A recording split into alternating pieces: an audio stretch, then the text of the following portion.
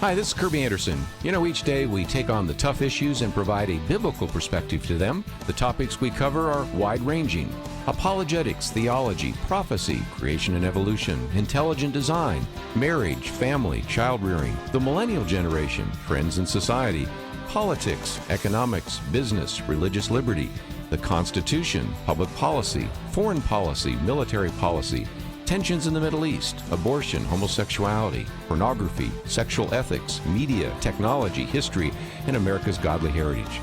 We talk about anything that affects your faith, your family, or your freedom. So don't go anywhere, because Point of View starts right now.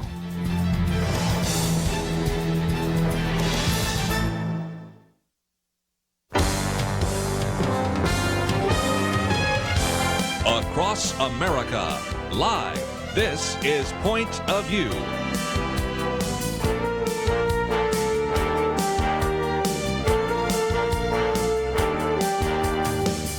And now, Nick Pitts. And welcome to Point of View on this Tuesday, August 6th, 2019 day. I am your host, Nick Pitts. So grateful that you have decided to join us today on this Millennial Roundtable. And joining me live in studio is the one, the only, Monica Zuniga. Monica, how are you today? I'm great. It's a beautiful day to be alive. It is a great day to be alive. That's what Travis Tritt sang, but that's what we know from the biblical narrative, that today is the day that the Lord has made. We can rejoice and be glad That's in right. it. And so I am so excited to have you on for the first couple of hours, because I just got through talking to a group called the Upper Room Gathering. And so this is primarily a Dallas audience that's listening right now. In this Dallas audience, there is a group right now that is meeting right north in Lake Dallas area, and they are meeting at a retreat. And so let me tell you a little bit about the Upper Room Gathering. So the Upper Room Gathering is a collection of professors from all across the country at various colleges that are Christian but are working at state schools or private and public schools. And so what they do is once a year they gather together to kind of share research, where their research interests are moving toward, and wanting to figure out ways that they can collaborate one with another potentially, but then also to try to encourage one another, just because kind of the campus life For sure. can be kind of lot. hard for Christians, especially for professors rather. And so for some strange reason, they brought me in, I guess, to try to create a little bit of endurance and persistence with inside of them. They're gluttons for punishment. And so I got a chance to share a little bit about today's student. And so it really, if your graduate students are probably more of the millennial type, kind of the oldest millennials or the youngest millennials right now are 22. So they're college seniors, and then some graduate students. But then there's kind of the bleed over of the Gen Z. And so Gen Z is kind of a different animal, but I mean, we see commonalities. And so what I thought we would do during this first time period is, instead of just me kind of giving my speech again and sharing the same bad jokes that they didn't laugh at, that I'm still a little bitter about. No, I'm just kidding. They loved it. No, not really. What I thought we would do is, I thought we'd just kind of walk through the 5 characteristics that I think are common, are prevalent among today's students, and then use kind of some studies as well as some of the news topics of the day to help illuminate those things. Yeah. And so one of the things I want to direct individuals to is our website. And so you can go to www.pointofview.net. And so when you're at the Point of View website, what you're going to find is that you're going to be able to see some of the articles, as well as some of the articles, as well as some of the work that we're going to be referencing throughout this time.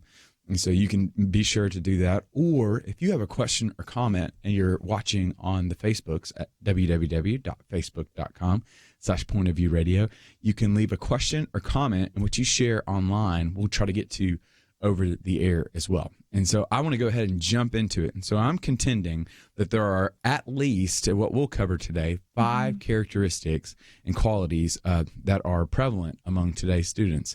And the first being loneliness. We have the significant amount of students in today's classroom are lonely. And so we can go to just yesterday, the New York Post ran an article that indicated that 1 in 5 millennials are lonely and have no friends. This was a survey that was put out by marketing research firm YouGov, and they said that They polled 1,254 adults aged 18 and older and found that 27% of millennials have no close friends, 25% have no acquaintances, and 22%, or 1 in 5, have no buddies at all. When you compare this to baby boomers, there's 9% of baby boomers that would say that they have no close friends. And then Gen Xers who report 15% of Gen Xers say that they have no friends at all. So how does that strike you, Monica? I mean, I agree. Really? I mean, I think that the age of social media, obviously, but even more than that, I think just I have felt that way personally, where Okay. I've said to myself, I have no friends, or I just have like 2 friends, or I just have the same small group of people. And I think it's more than personality. I think it's just the day and age we live in and the lack of personal interaction that is required because of the online interaction that we live in. And it's not really real. So you can't really build a deep friendship or relationship with someone without this face-to-face. So what would you say? So you would attribute the loneliness primarily to technology, is what it sounds like you're saying. I would. And because I think loneliness bleeds into comparison. Okay. And when you are comparing yourself and really coveting another person and what they have, and you're seeing their highlight reel, if you will, people are mostly generally posting positive things online. Yeah. So if you're seeing all your friends hang out with one another and you're not there, you weren't invited, or if you're seeing, you know, someone's life way better than yours, then it really does make you feel more alone. Yeah. So the loneliness piece, I think research does. There is research. I don't want to say I know that there's research that indicates that the more time you spend online, the more likely you are to feel alone. There's a Harvard Medical School study that indicated that being lonely, classifying yourself as lonely, is like smoking 15 cigarettes a day. And so there's health hazards to feeling alone. But one of the things I want to tease out is that when you were talking about the idea that technology is a main contributor, or is a contributor, not necessarily main, but is a contributor to the loneliness, one of the things I was super interested in is in the Coddling of the American Mind, they make this differentiation, and they say, you always have heard it said, there's the FOMO epidemic, right? Like FOMO is an acronym that stands for fear of missing out. But they argued that there's something greater than FOMO, being FOLO, fear of being left out. And what social media does is it makes you aware of when your friends are hanging out, or when you're not missing out, you've just been left out. Yeah. And that has a greater propensity to scar more than just missing out, because missing out reveals that you have agency to be able to help and to be a part, whereas being left out realizes that other individuals use their agency and capacities to keep you from being a part. Yes. Thoughts? Oh, I couldn't agree more with that. Like that's literally how it feels when you see your friends hanging out and you're not there. It's like, oh, you guys all went to this concert. I wasn't even invited. I didn't even get a text. Yeah. Like, oh, you guys are all having dinner tonight. I didn't get an invite. Yeah. And so then you start to get in your head and believe lies about yourself. And then you stay in your head versus actually connecting with that person and asking, why was I left out? Yeah, and so I would argue, and we're going to have to go to a break, but when we come back from the break, I want to continue to tease out this loneliness piece. And I think one of the things that we're missing out on is that I do think technology keeps us from hanging out and from making friends with one another. But I would also argue that we're just not participating in civic organizations anymore at the level that we are at. And I think those civic organizations did 2 things at least. One of those things being helped us make friends. The other one of those things helped us understand how are we supposed to cope when we get left out. So for example, like the biblical narrative would speak a word that I would learn at church about realizing that though my mother and father have forgotten me, you have not, from David in Psalm 27:10. So we just haven't been taught and inculcated those lessons that are important for us to understand that, yes, we're going to be left out. Yeah. Social media make us aware of that, but how do we cope with it? Yes. We got to go to a break. When we come back from the break, more from Point of View right after this.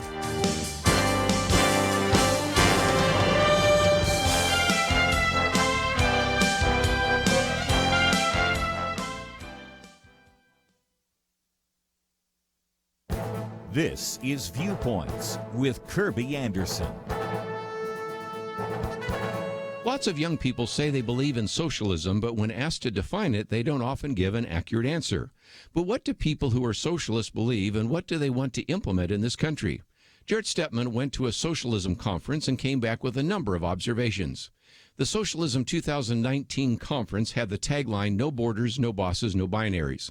That should give you a good idea of the direction socialism in America is headed. Even the bathroom signs were changed, with one label saying, "This bathroom has been liberated from the gender binary." He found that all the speakers were very serious about socialism. They quoted Karl Marx and set forth a Marxist and socialist agenda based on that ideology. They were also very serious about gender politics and identity politics. One panel discussion addressed how the traditional family reinforced capitalism. The answer to this supposed tragedy was to simply abolish families. Not surprisingly, the idea of open borders was considered a key litmus test. They admit that while capitalism is moving freely between the U.S. and Central America, labor has been restricted. The solution is to eliminate borders. Socialism is also tied to radical environmentalism. He described it this way: the green movement is red. Speakers called for a command and control economy, reminiscent of the Soviet Union, to implement such programs as the Green New Deal. Finally, he concluded that socialism cannot be ignored. A recent Gallup poll found that so many young people associate socialism with a vague notion of equality rather than a policy where government exerts control over the means of production. All of this was a preview of what might happen if socialist ideas begin to be implemented in government. I'm Kirby Anderson, and that's my point of view.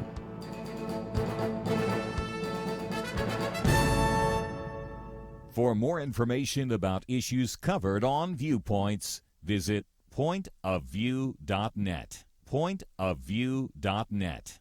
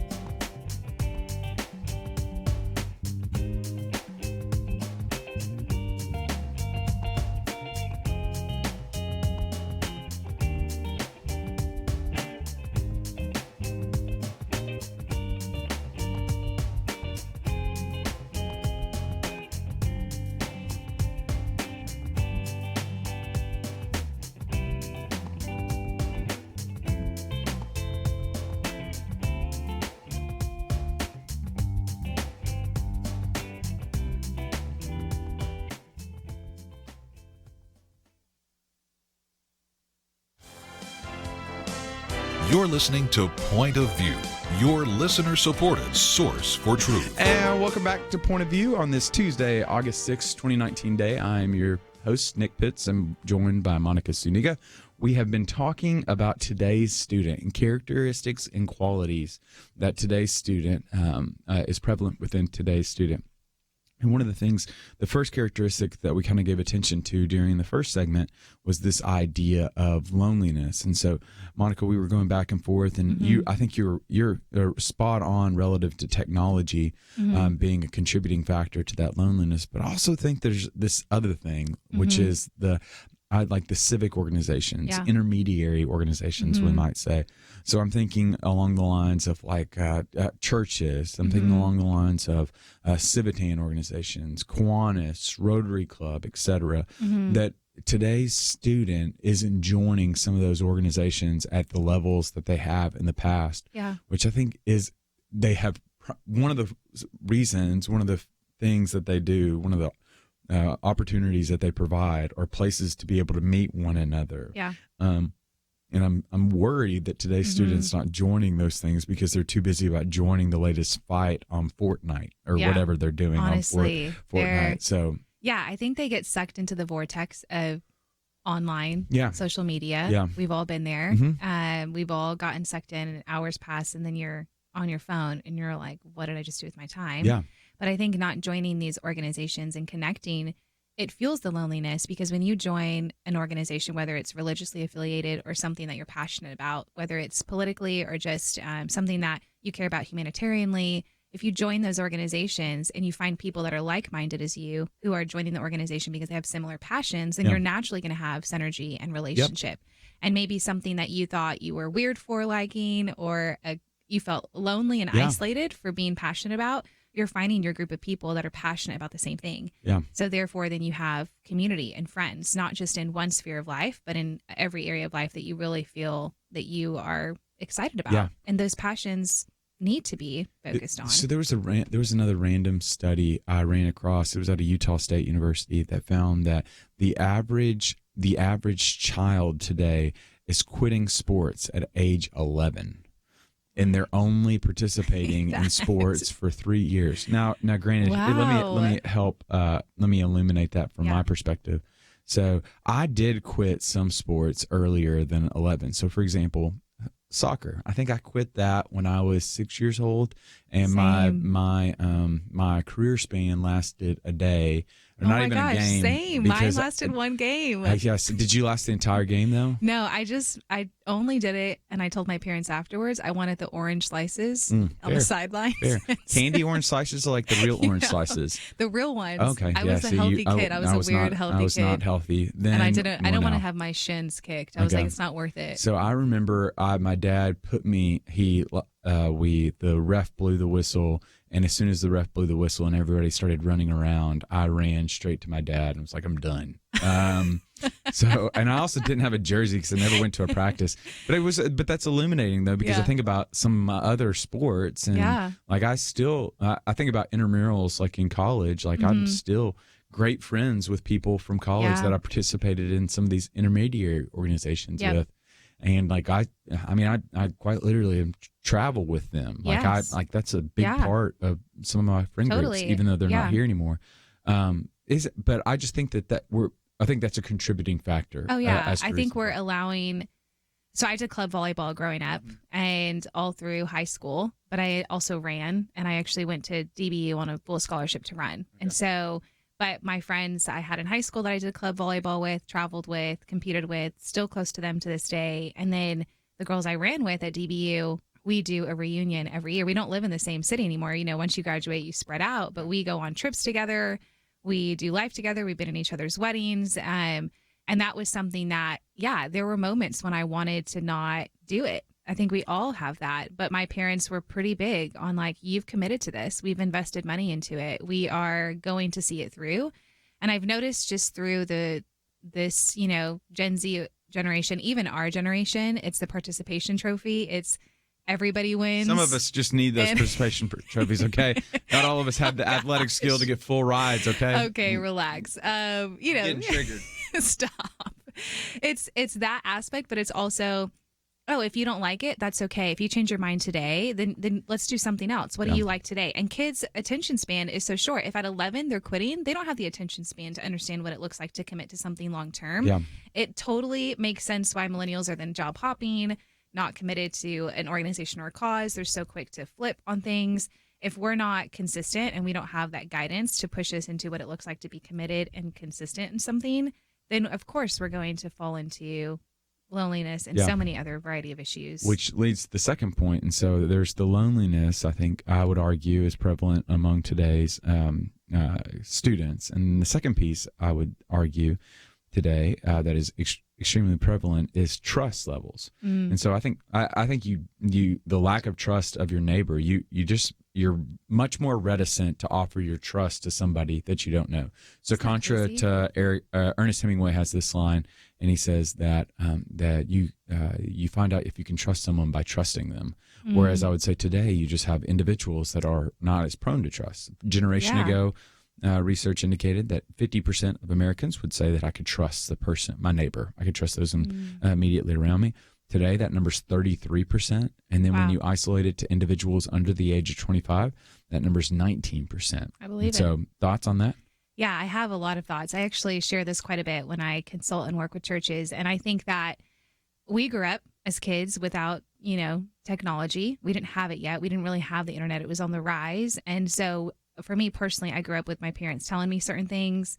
This is the truth. This is why things are the way it is. I went to a private Christian school, being educated on certain things. And then you grow up, you get internet, you get technology, you get your access to your phone, unlimited information. And what you thought was true, you now find and discover, actually, that wasn't the full truth, or that was like a lie. That wasn't actually, that's not factual. And so I think for the millennial, specifically. And I think even a part for Gen Z, the reason why we lack trust is because we believed certain things, and then we have access to unlimited information where we can actually find and discover what really is the truth behind something. So that goes not just in the lines of like, hey, mom and dad said not to do this because XYZ, but when it goes into news and, you know, things happening, someone getting arrested for whatever reason. Well, now there's unlimited information to find out what really happened. Yeah. So are we getting the full truth? No. Is it part truth? Yes. And so I think that cycle of understanding things and finding information out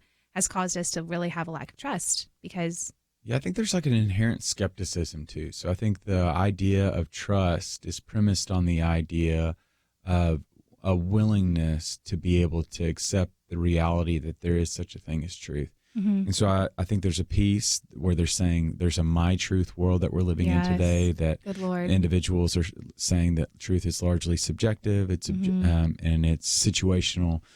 But then I think there's also just a reticence because I think there's a lot of things in today's culture that would give us reason not to trust, right? Yeah, and so for you sure. think about recent news that came out earlier today in Washington or USA Today indicated that the Boy Scouts have got like an Yes. ineligible volunteer Crazy. list because these are men that have been found out to abuse children. So instead Yeah. of reporting it to police, they write them on an internal private list. And so, or you think about the Catholic Church or Protestant Church or Southern Baptist Church, these beacons and institutions that are supposed to be harbingers for good have given us good reasons not to trust them. Yeah.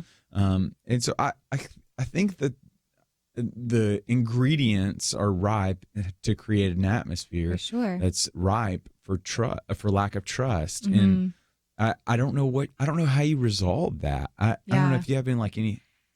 I don't know. My personality, I'm like, I'll trust you until you give me a reason not to. Okay. I've always been that way, and my poor dad has tried to beat that out of me, and it just has not happened as a female. You know, he's like, please don't trust everyone.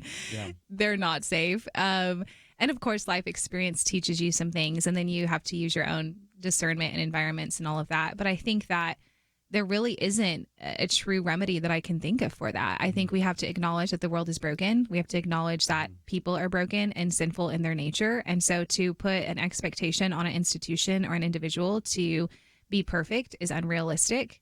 We all are going to make mistakes. And I think we have to also acknowledge that when trust is broken, it's usually due to an act of out of character that's not honoring or not respectable. And in the Bible, we find that when something happens out of your character, you hide, you live in shame. And so we have to understand that full narrative, but also, of course, have some awareness and openness to trust when it's difficult. Being innocent as doves, but shrewd as snakes. And so we have got to take a break. But when we come back from the break, we're going to continue making our way through the list of characteristics and qualities that are prevalent among today's students.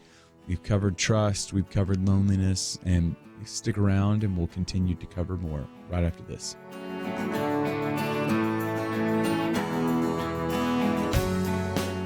We live in a digital generation. Point of View is reaching this often overly plugged-in generation with truth.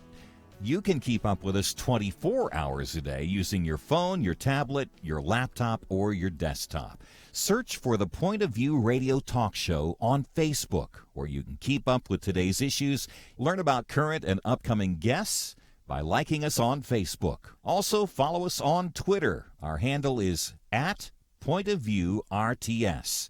That stands for Point of View Radio Talk Show. Learn, interact, make a difference with Point of View using new media. And here's one way you can make a big difference. Help us increase our reach by spreading the word among your friends. Share a Facebook post. Tag us in a tweet. With enough joining us to plant seeds, we'll see a tremendous harvest. Come on, it only takes a minute. Search for Point of View Radio Talk Show on Facebook, @PointOfViewRTS on Twitter, and subscribe to the Point of View Radio Talk Show channel on YouTube. Learn, interact, share. The Point of View Radio Talk Show. Point of View will continue after this.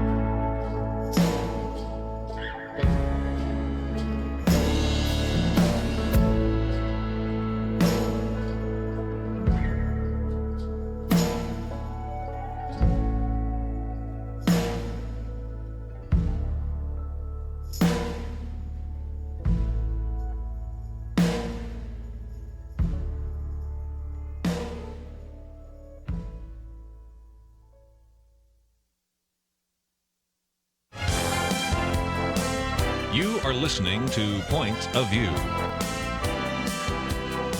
The opinions expressed on Point of View do not necessarily reflect the views of the management or staff of this station. And now, here again is Nick Pitts. And welcome back to Point of View. I'm your host, Nick Pitts, joined in studio by Monica Zuniga, of the Initiative Network, which is a, for our listeners, I don't even know, I want to say it's a local disciple-making movement. Like, what would be the words that you would use to describe Initiative? We're definitely a bit more national now. We've expanded. Oh, yeah. So we are convening the most dynamic and diverse young leaders that love Jesus and discipling them so they have a greater impact in their sphere of influence, not just in the church, but in media. Think actors, think online influencers, think actual pastors, think business owners. That's great. We're doing that. So there's still a concentration on millennials, though, correct? Okay, 100%. Okay, and you all are also offering consulting and services to all other generations to be able to help them to understand millennials. Absolutely. Correct? Yep. We do a lot of speaking, consulting, whether it's with churches, businesses, organizations, and we kind of come in and assess where they're at, and then offer some practical resources, tips on how they can reach, raise, and retain the next gen. You know? Very neat, very neat. So let's continue on with the conversation. So we've identified two pieces of today's student. There is a loneliness, which we highlighted with the Washington Post piece, or not Washington Post, New York Post piece about the 1 in 5, around 23% of individuals below the age of 24 that would say they have no friends. Then we also talked about not only just the loneliness piece, but we also talked about the lack of trust. And that goes to a generation ago, 50% of Americans said that they could trust someone. Now it's dropped to 33%. And then when you look at millennials, it's 19%. Mm-hmm. So we've seen the lack of trust. The third piece I want to talk about is the significance of technology in today's world. And so, especially among today's students. And so there's a common axiom that's used of like a hang up and hang out. But I mean, that's premised on the idea that they actually know their cell phone can make phone calls. Yeah. And so it's I mean, we're just kind of absorbed. It's like a magic eye that we just kind of stare at, and it hinders individuals to be able to keep them from making connections. It hinders their thinking. It hinders a lot of things. And so share with the audience the significance of technology among today's student. Yeah. Real quick, if you want to freak people out, just start FaceTiming them. I do that all the time to people, and they just like, I love it. They're like, hello. And I'm like, hi, I love it. Let's be face to face and have a conversation. Wow. The impact of technology, what impact has it not had, you know? And I think not just thinking of our phones technology, but we're thinking of video games, and we're thinking of the computer, the World Wide Web access. We're thinking of just the amount of information. I think of kids on their iPads, literally watching screens so long all day. I think it really does disconnect you from the human connection that we're created to have. Yeah. And so I think when it comes to a variety of issues, I think socially, Gen Z for sure is less social, like crazy, you know, millennials as well. But I think Gen Z, you see the effect a bit more in them. But it really is concerning when you think about this is going to be the generation that leads us, and they're like stuck on screens. One of my favorite stats has to do with first dates. And so there's Jean Twenge has this book of article in the Atlantic, Have Smartphones Destroyed a Generation? And what she found is that in 2076, I believe 76% of high school seniors said that they had gone out on a date in their senior year of high school. Yeah. So, I mean, that's a pretty big number. I mean, it's you feel bad. There's 24% of people that didn't go out on first date. I would assume some of them maybe kissed dating goodbye. Who knows what they did? And then you look at 2015, and that number dropped to 54% of individuals. And what she found was, so think about that for a second. You got 54%, so 46% of almost half of high school seniors didn't go out on a date their senior year. It was a precipitous drop. And you've got like built-in, you think about it for a second too, because you've almost got built-in dates too in high school. You've got homecoming. You've got prom. You've got that winter dance, the Sadie Hawkins type of Sadie Hawkins dance. And so you would think that would, those are built-in, easy opportunities, low-hanging fruit opportunities. Yeah. But what she found was that individuals just largely wanted to stay at home. They wanted to.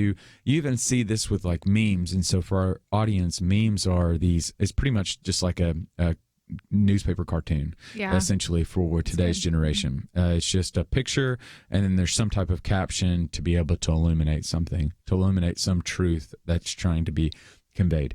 And one of the things it's always so interesting to me is increasingly I'm starting to see these pictures that have a caption of something along the lines of, my friends just texted, what are my plans tonight, or something along those lines. And it's like a cat laying in the bed, or like, what do you got going on this weekend? And it's like just them sitting around like in their home. And so there just seems to be more of a prevalence and more of a preference as well to just hang out. And a large part of that is fueled because they'd rather consume, be on a computer, or like there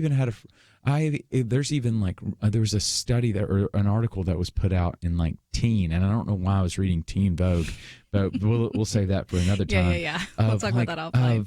Of how a parent was saying, well, I've got to buy my child a phone because how else are they going to be able to connect with girls? And they were talking about connecting with the girls when they're in the same room. And so they just text each other instead of just talking to one another. Isn't that crazy? And then, we can keep on. I can keep on with the stats. Like one of the things that businesses are wanting right now is soft skills, of the ability to be able to look at somebody in the eye and not look at them through the screen, and to be able to have a conversation with them. It's one of the most demanded qualities that employers are looking for right now. And technology is robbing individuals of the soft skills necessary to be able to thrive in today's world. Yeah, and I think part of that, honestly, if we're looking at, I don't want to point fingers or blame anybody, obviously, but we look at the rise of the workforce, and we look at the rise of women in the workforce. We look at the single mom working, dad's not being present in the home. Of course, you're going to default to putting your kid on something with technology so they're distracted and you can focus on what you're doing,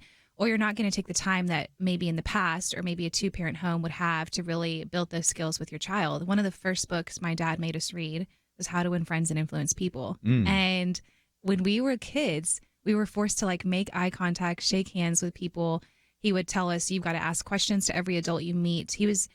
My parents were both very involved in that. And we would get in trouble if on the way home we weren't engaging with the adult we met or someone that we interacted with. And I don't know how much time and effort parents put into that today. Not because maybe they don't want to.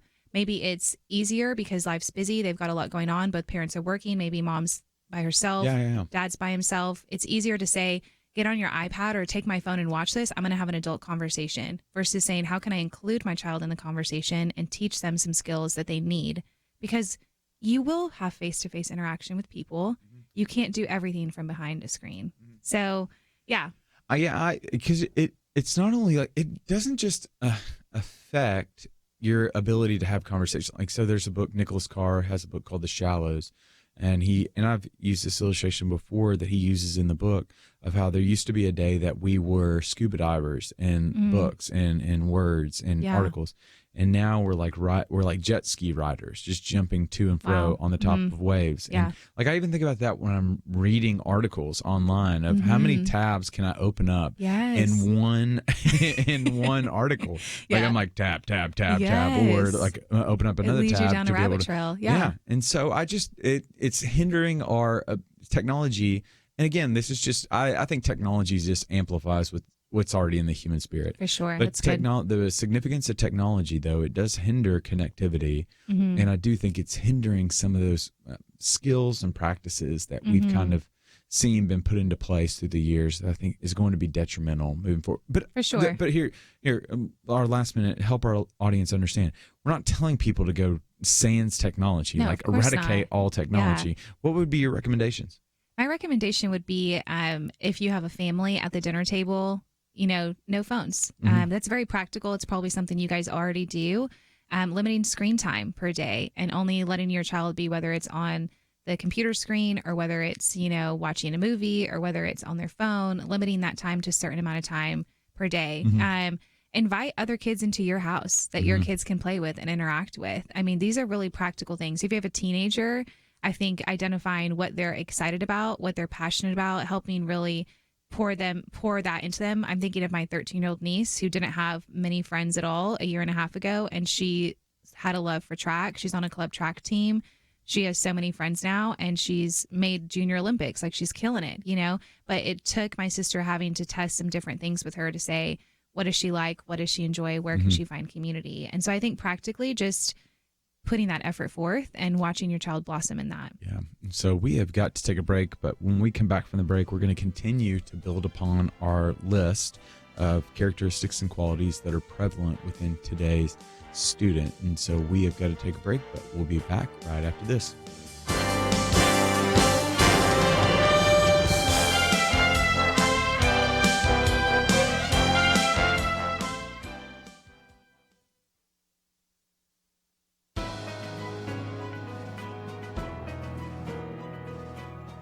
Welcome to the First Liberty Briefing. I'm Jeremy Dice. Democratic leadership in the House of Representatives has recently decided to remove the phrase, "So help me God," from the end of the oath. Witnesses now appearing before Congress end the oath that they will bear truthful witness before the body without invoking anything higher than themselves or the politicians they face. Call it a congressional pinky promise, I guess.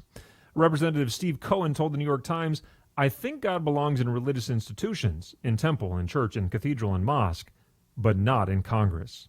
George Washington tagged the phrase, "So help me God," to the end of his initial oath of office on the balcony of Federal Hall in New York City. The tradition stuck and eventually became part of federal law in 1966. In other words, phrases like "In God we trust" and "God bless America" and the Pledge of Allegiance is under God, the phrase "So help me God" is part of our history and our tradition. But beyond history and tradition, acknowledging accountability outside of oneself or the men or women assembled on the dais of congressional hearing rooms is important in our Republican democracy. In other words, the use of the phrase "So help me God" acknowledges that there is something to which each of us are accountable beyond ourselves and beyond government itself. When we proudly reject these limitations upon our authority, we assert ourselves as an authority unto ourselves. To learn how First Liberty is protecting religious liberty for all Americans, visit firstliberty.org. Hi, I'm Kelly Shackelford, President and Chief Counsel of First Liberty Institute. I hope you enjoyed this episode of First Liberty Briefing. You can learn more amazing stories about how everyday Americans are standing up and saving religious freedom. Just visit firstliberty.org. You'll be inspired, educated, and informed. Visit firstliberty.org right now.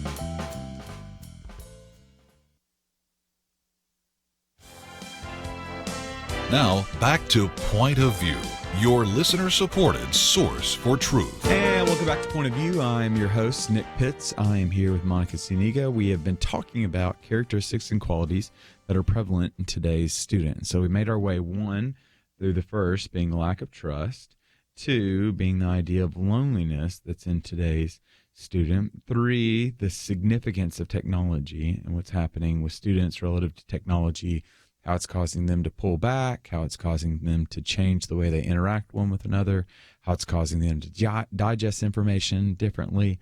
And then I think the fourth characteristic I want to hone in on right now is what I'm calling yearning. And so the yearning is for something more is what, because I know everyone's been reading Jürgen Habermas lately, and so he has this beautiful turn of phrase. He says that that we find ourselves in a world today in which it's yearning for something so much more. William Wordsworth say it's the intimations of immortality. The writer of Ecclesiastes would say that it is that eternity has been placed into our heart. Pascal would say that there's a God-shaped void inside of us. Augustine would say our heart is restless until it finds its rest in thee. And I'm drawing this conclusion, this yearning, and tell me if you agree, Monica. I'm drawing this from research that indicates that we're seeing a decrease in the religious practices that are all throughout. Like there's a decrease in the amount of giving to churches among today's students, decrease in church attendance, decrease in prayer, decrease in a desire to pray, decrease in reading their Bible, decrease in desire in reading their Bible. But there's one uptick that I'd highlight, and that uptick is the belief that they're going to heaven. And not to say the things you do get you into heaven, but the things you do indicate whether heaven has been already placed into you, or rather the God of heaven. And so there's a yearning, which is so interesting because we have so much at our fingertips than we ever have before, but yet it's insufficient. And so thoughts? Yeah, I couldn't agree more with that. I think you vocalized that really beautifully. I think that our generation has a yearning when it comes to passion and purpose in what we do. Super passionate generation, super purposeful generation. But the sad part is that the most purposeful generation is not connected to the most purposeful organization, which is the church. And so there's definitely this huge disconnect, this huge drop in that. As you said, this was years ago, but Barna did research that 7 out of 10 millennials are leaving the church. I think it's more now. I think that we see them wanting to do something purposeful again, wanting this yearning to have purpose and connection, but they're doing it apart from God. And so I see that with friends that I've known personally who have left the church and chose to not come back. I've seen that with friends who have worked maybe on staff at a religious organization or a church and have left to enter into the corporate space where they feel like they can have more advancement, do more social good than they could do affiliated with something religiously. But on the same breath, I've had friends who have high influence and who are people that are really reaching a lot of millennials, and they have said, I don't believe Jesus is the only way. I believe that we all will get to heaven. I believe that there's many roads that will lead us there. And so there's this huge brokenness. It's as if they're basically being God in lack of better words, saying, I'm God. My truth is my truth. This is what I believe to be true. This is what I feel. And so it's a lot of yearning combined with the feeling based and emotionally based. I would even say just direction in life that leads us to this place. Yeah, it's Niebuhr. I think it was Niebuhr that said, Niebuhr was the one that said that it's politics flows downstream from culture, but before you get to culture, you've got religion. And religion being our understanding of the world. It's kind of hard to come up with a definition for religion, but I would agree with that. And I think that's what leads into that fifth characteristic that we can pivot to is this sense of outrage. I think we live in a world today in which social media, which the world is just right before us constantly, and there's a lot to be outraged about, or rather there's a lot to find to be outraged about. And so individuals are looking for they're swinging in some form or fashion to be able to be outraged about something in particular. And I think they're finding it. It's a very telling sign that we're getting attached to certain things. And it's almost as if we're trying to swing for justice. We're trying to bring about some type of rectification for wrongs. But in reality, there's, like you said, there's a detachment from the one who's making all things right, which I think is just a pretty interesting dilemma that we find ourselves in. Yeah, I couldn't agree more. I think that the outrage is completely fueled by all the things we've already covered, specifically, the rise of technology at our fingertips. You can follow someone on Twitter that's tweeting things that, from their perspective, if they're fueled by a viewpoint, they're going to tweet that viewpoint. Similarly on Instagram. And then if you see that post, it's going to infuriate you or make you angry. And of course we have justice within our hearts. We are image bearers of Christ. So every person has that desire. But I think that we don't get enough good news. We don't get enough of the stories of someone doing something amazing for a stranger, or that being shared and and trending and going viral. It's what trends and goes viral is all negative. Therefore, it fuels this justice spirit, which can be ultimately lead to sin. And it's almost like when these videos, they do go viral, not necessarily the bad ones, but every once in a while you see video, like so the video of the interview from the individual the soldier that rescued kids in the El Paso Walmart, or when the little kid ran into the Foot Locker that the soldier was at, off-duty soldier was at, and that interview went viral. Or so yesterday there was a video that went viral of a father being interviewed while his son hit a home run in his first major league game at bat, I think. Yeah. Diaz. And it was like, it was an echo of heaven, because you have a father that's doting and is just uncontrollably happy over his son, and you can't help but hear, this is my son in whom I'm well pleased, as this father is just going bananas for his son. And so that's what makes me, it seems as though we're desperate, we're swinging for justice, but we also find respite in these little glimmers of good news, because just being in an outraged posture is just very unhealthy, and it's not feasible to continue on. Yes, I think it just creates a deeper level of brokenness and separation from our Creator and from the one person that can truly restore and bring wholeness. And so I think when we're outraged and we're fueled by these circumstances, these situations, and we're allowing that to be what we see, the Bible says what we see with our eyes will be what goes into our heart. And so I think that's a huge source of the outrage, is we're allowing ourselves to see so much evil through technology, through the news, through whatever we're looking to find, through experiences, even I think through video games, the violence in video games that we see. There's all this that we're seeing, and it's going into our heart, and then that's what's coming out of us. Instead of fueling it with positivity, with the Word of God, with truth that we know exist, with relationships with people that will edify us, that will point us to who God has called us to be. Therefore, there's this huge disconnect, and it's not enough. Those little moments of good are far outweighed by the negative that we are infiltrating ourselves with. Yeah, that's really good. And so we have got to take a break right now.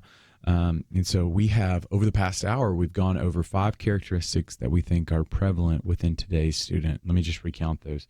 There is the loneliness piece that we talked about, that we pivoted off that New York Post article that indicated that around 23% of individuals today are lonely, younger students today are lonely. There is the lack of trust piece, which, again, 19% of millennials would say they could trust their neighbor.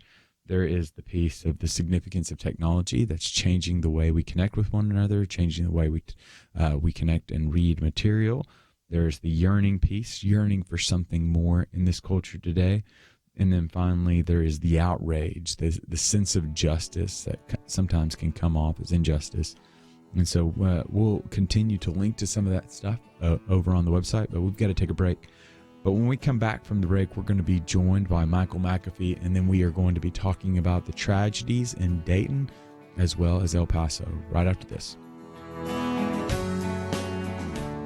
Point of View is committed to spreading the truth, oftentimes a truth that those in political power don't like getting heard. But the only way it can be heard is if our teams stand strong together, if you do what you can to support the Point of View Truth Team. It's having an impact, as we heard recently from U.S. Representative Louis Gohmert. Everywhere I go, I hear people that you have influenced, that Point of View has affected. You have made such a difference, and you rely on people to contribute, and if they don't contribute, then that truth does not get heard. Help Point of View make a difference. Pray and consider what level is right for you. $30, $65, $100 a month, or even more. Please do what you can. 1-800-347-5151, or visit online, pointofview.net. Look near the top right for the link that says Become a Monthly Partner. Join the Truth Team, 800-347-5151, and pointofview.net. Point of View will continue after this.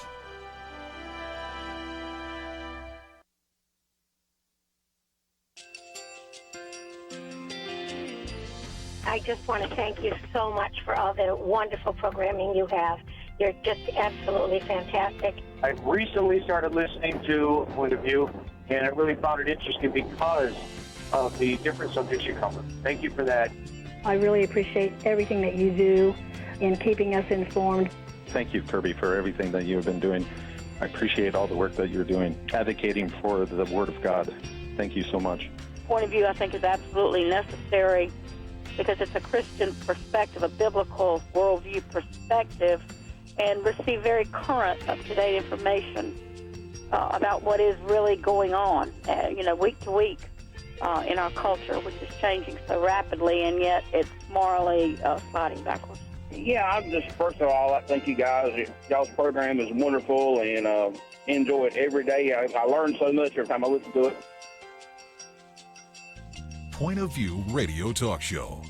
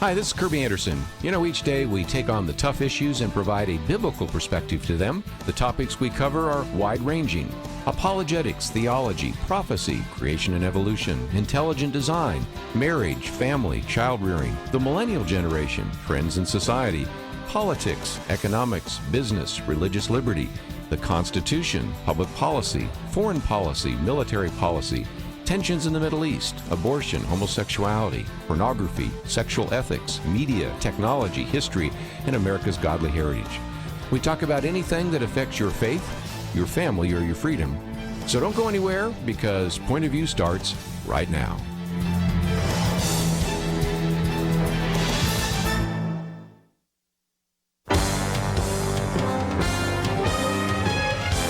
Across America, live. This is Point of View.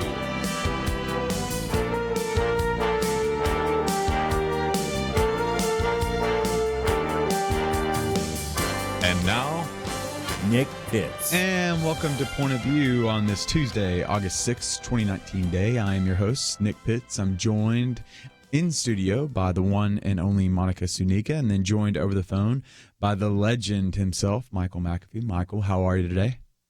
I'm great. How are you, Nick? Doing so well. We're so grateful that you're joining us over the phone today. We're going to be talking a little bit. We've got quite a show for you all today. We're going to dig in a little bit deeper to the tragedies that happened over the weekend in El Paso and Dayton, Ohio.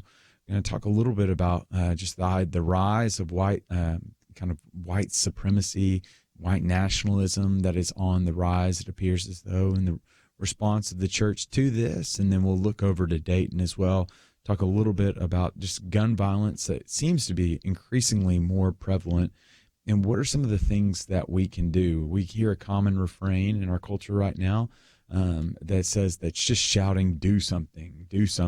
And I think we can all agree that something needs to be done, but I think all of us are kind of wondering what can be done, what needs to be done.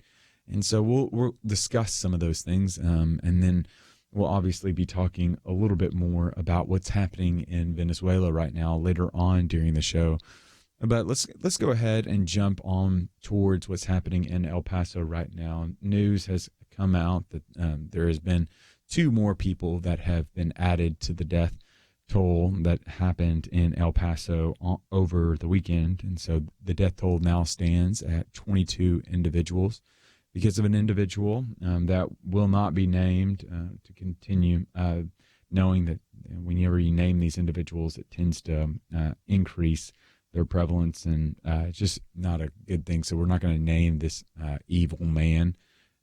So he added to the mix, and so he came into a Walmart. He drove from Allen, Texas, which is about 45 minutes from where we are here in Dallas, Texas, drove 8-9 hours down to El Paso, Texas, and started to rain bullets and kill individuals in this Walmart on a Saturday afternoon, which consists, I'm sure, of many of our listeners that do their grocery shopping on Saturday, do their back-to-school shopping on an August weekend day. And this individual just came and left dozens injured, 22 dead. And but one of the interesting things and sad things is 19 minutes before he enacted his terror, he released a manifesto. And according to the manifesto, he wanted to kill Hispanics as a, quote, act of preservation to reclaim his country from, quote, destruction.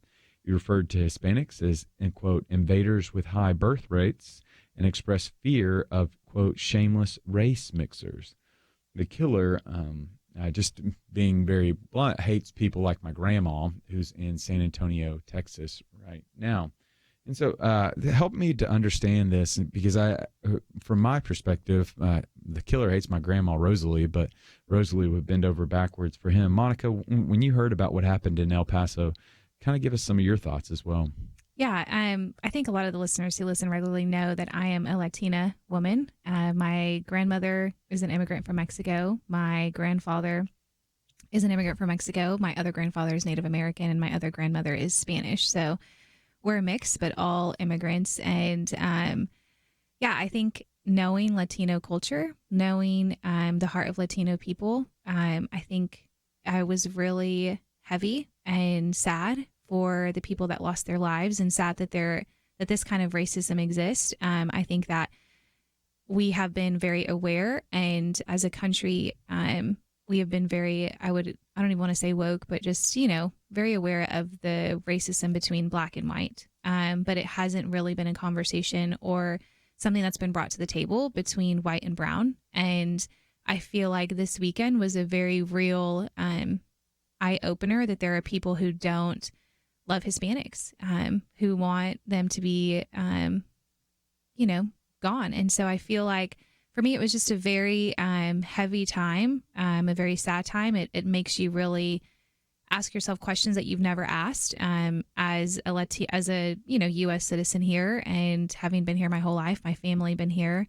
It really starts to make you live a little bit more on edge. And honestly, it helped me really even relate and connect to some African Americans and how maybe they have felt growing up. And overall, very sad. I know El Paso is a city. They're coming together. You've seen news reports of them having to turn people away who are trying to give blood and having so much food they don't know what to do with it. And that to me speaks of the culture and heart of Latino people. They're generous. They have each other's backs. They're loyal. They love one another. Super loving culture, super hardworking culture. And what makes me most sad is Latinos in general.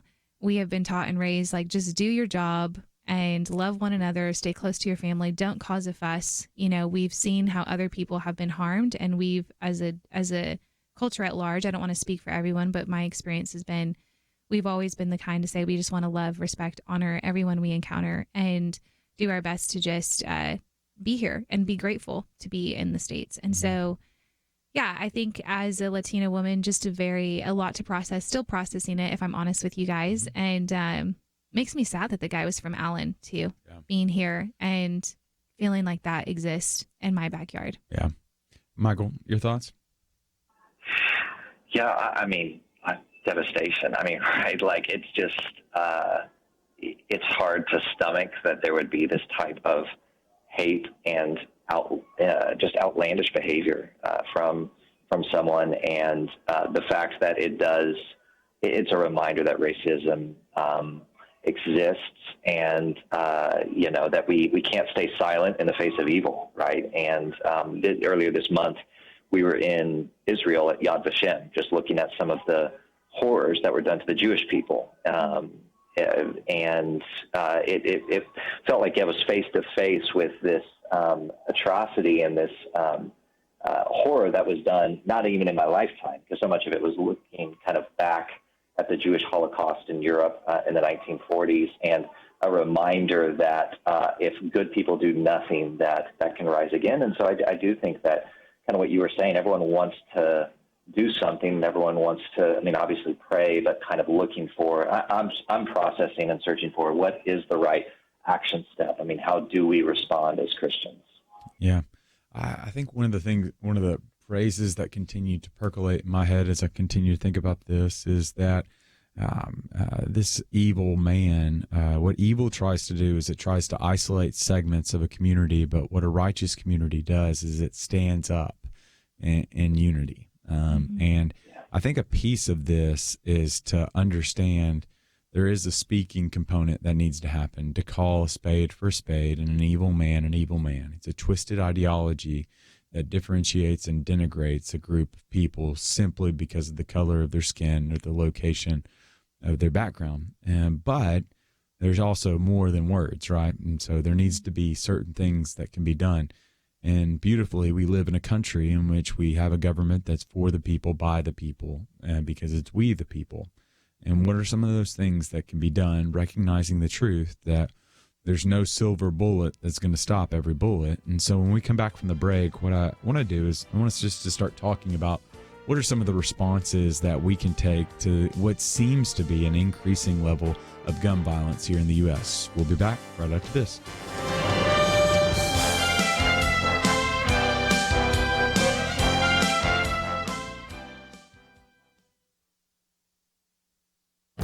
This is Viewpoints with Kirby Anderson. Lots of young people say they believe in socialism, but when asked to define it, they don't often give an accurate answer.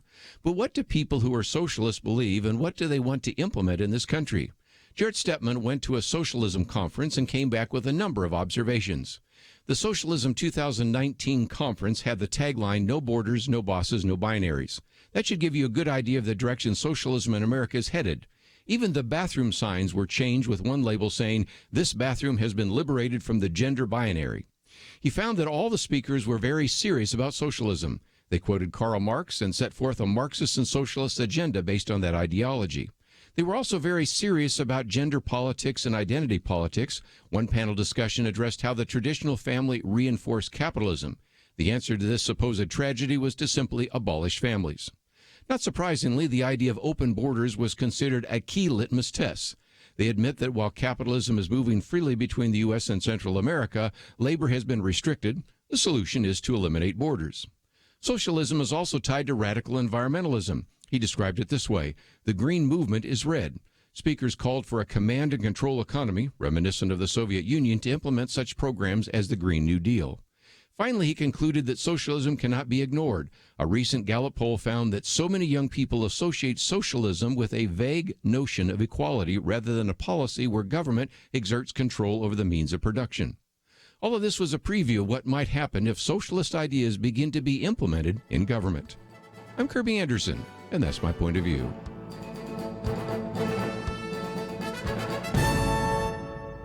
For more information about issues covered on Viewpoints, visit pointofview.net. Pointofview.net.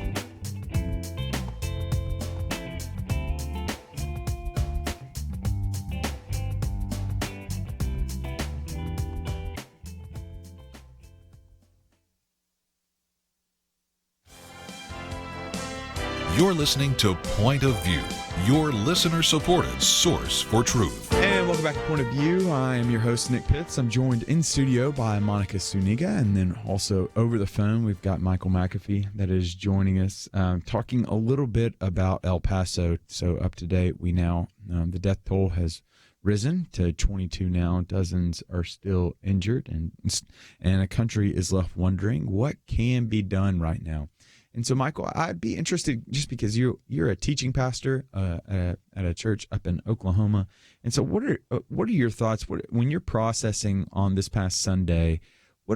I know that immediately, I think there's always that call to action, but sometimes there just needs to be a sitting and lamenting. And so help us to understand, as you're working through that process right now, what are some of the steps? What are some of those steps that you're taking, action items that you're doing to help make your way through this evil tragedy that has befallen our country this past weekend? Yeah, it's a great question. And obviously everyone is just trying to do the best they can. I think that from a Christian perspective, I mean, you look at different circles that you want to both pray together, but also begin to have dialogue together. And so there's a home discussion, there's a church discussion, and there's sort of a civic, cultural discussion. And so the first is to try and equip and help families to talk with one another, and especially talk with their kids about what has happened. Those kids that are old enough to obviously comprehend, understand, and have heard, to help those teenagers kind of wrestle with this tragedy and be able to respond to it, react to it in such a way that it promotes and prompts love in them and compassion and empathy. And then from a church perspective, kind of same thing of what does the church's response look like? What is a church's that's in Oklahoma City? How can we love our brothers and sisters in Christ and just our neighbors that are in El Paso that are going through this difficult period. And then more broadly, is there a way that we as Christians can engage in such a way that we're looking at the civic arena, we're looking at the broader culture and saying, hey, we want to lean in and bring about some sort of relief, empathy, change in the future, et cetera. What's a way to do that wisely and responsibly that ultimately is driven by a desire for the gospel of Jesus Christ to be known and for Christ-like attitudes to be held by all people. Yeah, I'm captivated because it feels like we're living. I'm probably sounding like a broken record. It feels like we're living in a false dichotomy world that says we either have to pray or not pray, right? And we can't. There's no world in which we can do both. And it's kind of channeled by Dana Milbank in the Washington Post, who said he called thoughts and prayers a cruel joke, and he said, quote, as effective as a Hallmark sympathy card. I just think that to belittle prayer is probably not the answer, but also I don't mean this to sound unbiblical, but I think we have an opportunity as well to do more than pray, right? Like I think about individuals like William Wilberforce did more than pray. Yeah. Martin Luther King did more than simply just pray at Dexter Avenue. These are individuals that were led by the Spirit of God to be able to enact public change and sought the welfare of their city. And in turn, their city began to look a little bit more like heaven because of it. And so I'd be interested to know what are some some of our listeners are thinking right now. And so we're going to open up the phone lines. You can call in at 800-351-1212. Again, that number is 800-351-1212. Calling in if you think you have a suggestion, an opinion about what needs to be done to stem this growing tide of just shootings, period. Just because there's upwards of over 200 that we've had this year. And so there's got to be something that's done. And so, Monica, I know it's just 3 days after these shootings, and there's so many things that are to be processed through. So have you considered thinking through what are some of those things that we can do or legislation that we can begin to push that might be able to make this place a little bit safer than it seems like every day that there's a school shoot or some type of shooting right now? Yeah, I think as a person of color, I think specifically being Latina, growing up, my parents didn't teach us fluent Spanish. So I speak it, but I'm not fluent. And the reasoning behind that was because my parents were both abused as children in school for not speaking English, like physically beat at school. And this is in Texas. So, and not long ago, my parents are in their 50s, So I think there's a lot of fear that fueled their decision to try to protect us. And that has really opened up my eyes to both culturally for Latinos, for African Americans, for anybody that feels maybe oppressed by this white supremacy and this white nationalism that has been portrayed and honestly is valid in a lot of areas in our culture right now. I think if you are a person who is able to help, it's releasing the fear. It's building that relationship and giving them a space and a voice to communicate their fears that exist that are very real, and giving them a space to voice, this is how I feel I need to protect my family and what I need to do.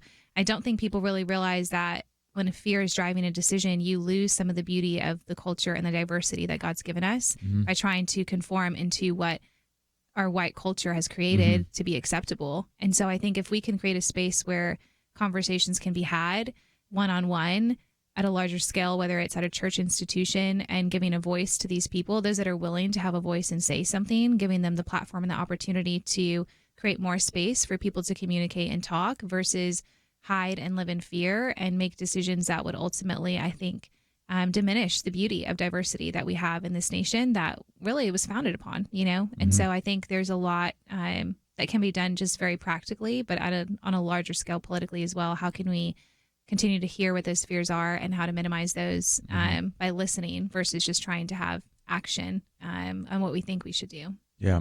Well, let's jump on the phone lines right now. And so let's jump on over to David in California right now. David, are you there? Oh, yeah. Hi. It's a good topic. And it's I was raised to understand that there are a lot of divide and conquer schemes that have been going on in America for ever since it got founded. And there are people who have come up with propaganda campaigns to stir up hatred and fear for years and years and years. And in fact, I think it sounds like I ran through the biographies of both of you, and you're maybe aware of how the press has been called the Fourth Estate. Mm-hmm. Are you familiar with what the first three estates were? I am not. Well, they were the king, the military, and the church. Mm-hmm. And so throughout the centuries, this goes back before ancient Rome, I guess you would say, that the way to keep people in power, to keep the big boys in power, they either took part in the king under the rule of the church, or they went into the military. You saw, in ancient Rome that the firstborn son would go into the government, the secondborn son would go into the church, the third would go into the military.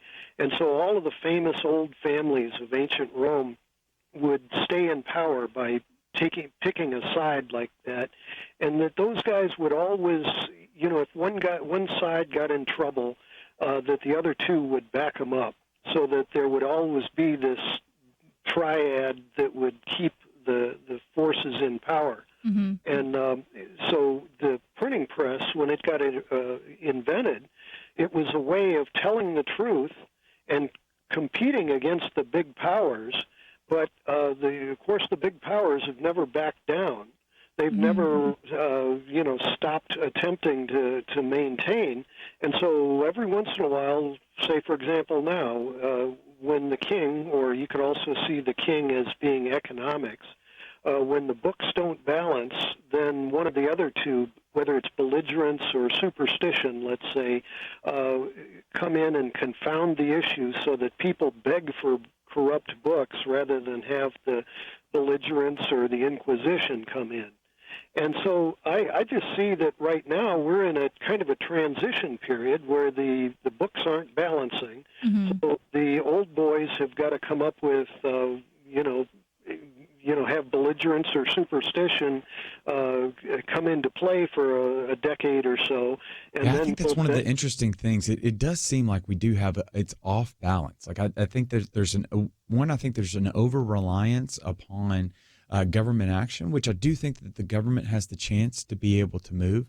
But I also think there's other opportunities as well. Like I think about Tocqueville, and Tocqueville says some of the greatness of America isn't necessarily what happens within the confines of the government authorities, but outside of it as well. And so what are some of those actions that we can start to take against, especially as the church, when we think about the things that are happening relative to this white nationalist extremism that seems to be on the rise? What does the church have to say to that? What does the church have to say to the individual in Dayton as well? Well, we'll start thinking through some of those things when we get back from the break right after this. We live in a digital generation. Point of View is reaching this often overly plugged-in generation with truth. You can keep up with us 24 hours a day using your phone, your tablet, your laptop, or your desktop. Search for the Point of View Radio Talk Show on Facebook, where you can keep up with today's issues, learn about current and upcoming guests by liking us on Facebook. Also, follow us on Twitter. Our handle is @PointOfViewRTS. That stands for Point of View Radio Talk Show. Learn, interact, make a difference with Point of View using new media. And here's one way you can make a big difference. Help us increase our reach by spreading the word among your friends. Share a Facebook post. Tag us in a tweet. With enough joining us to plant seeds, we'll see a tremendous harvest. Come on, it only takes a minute. Search for Point of View Radio Talk Show on Facebook, @PointOfViewRTS on Twitter, and subscribe to the Point of View Radio Talk Show channel on YouTube. Learn, interact, share. The Point of View Radio Talk Show. Point of View will continue after this.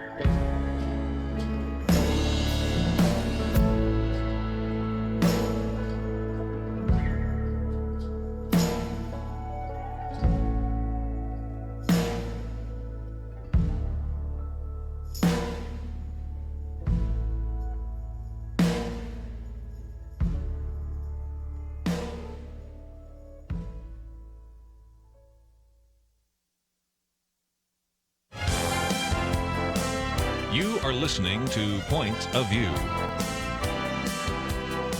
The opinions expressed on Point of View do not necessarily reflect the views of the management or staff of this station. And now, here again is Nick Pitts. And welcome back to Point of View. I'm your host, Nick Pitts. I'm joined by Monica Zuniga here in studio, as well as Michael McAfee over the phone.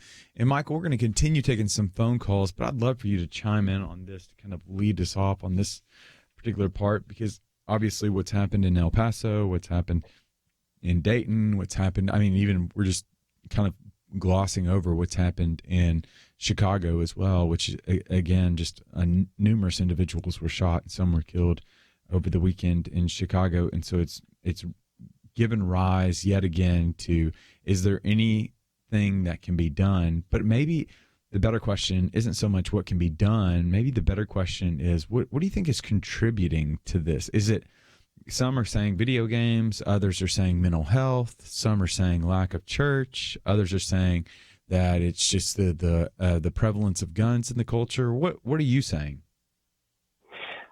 It's a good question. I mean, all of it. I mean, probably. I don't know. There's a lot of obviously contributing factors. I do want to aim in when it comes to what can the church do or what should the response be. I do want to just affirm what you said in terms of the church should respond in prayer, and that's not it should respond in prayer to actually pray and not say we will pray. If we actually pray and get on our knees, God can work in a spiritual way that we can't understand, both to minister to comfort those that have been afflicted, and to bring about change in the future. Like, as Christians, we believe that God actually impacts the time and place that we live in human history. And so praying is a wonderful thing to do, and we should see that as our first response, and not to actually spend that time in prayer and not just, tweet prayers or whatever it is. And so I know that there has been some, as you kind of mentioned, that are maligning or kind of mocking those of us that would say that this is a time we should turn to prayer. But as Christians, that's why prayer is so important, is because we believe in a God that hears our prayers because of Christ, and that then responds to us both to comfort us and to change the culture, that whatever those factors are that are contributing to people that are resulting to gun violence as a means of expressing their frustration with the culture, that prayer can change their hearts, so that God forbid if there's someone else that right now is considering whether or not they're going to go that route, that our prayers might ultimately lead them to have a change of heart, and ultimately might lead them to church and to Christ himself. Completely agree. Monica, what are you thinking? Yeah, I think that prayer, I agree with that, mostly because what can we do?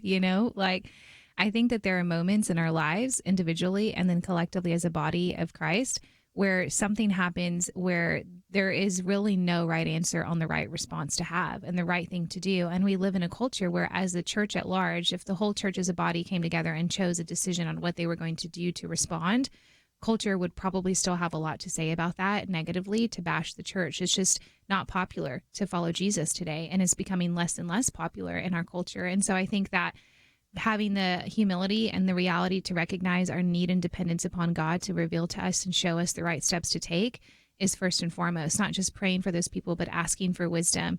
And when we ask for wisdom, according to scripture, as Samuel asked for wisdom, God gave him so much more. If we can ask for wisdom as well and asking for direction on how to respond to this, then God will give us so much more in that.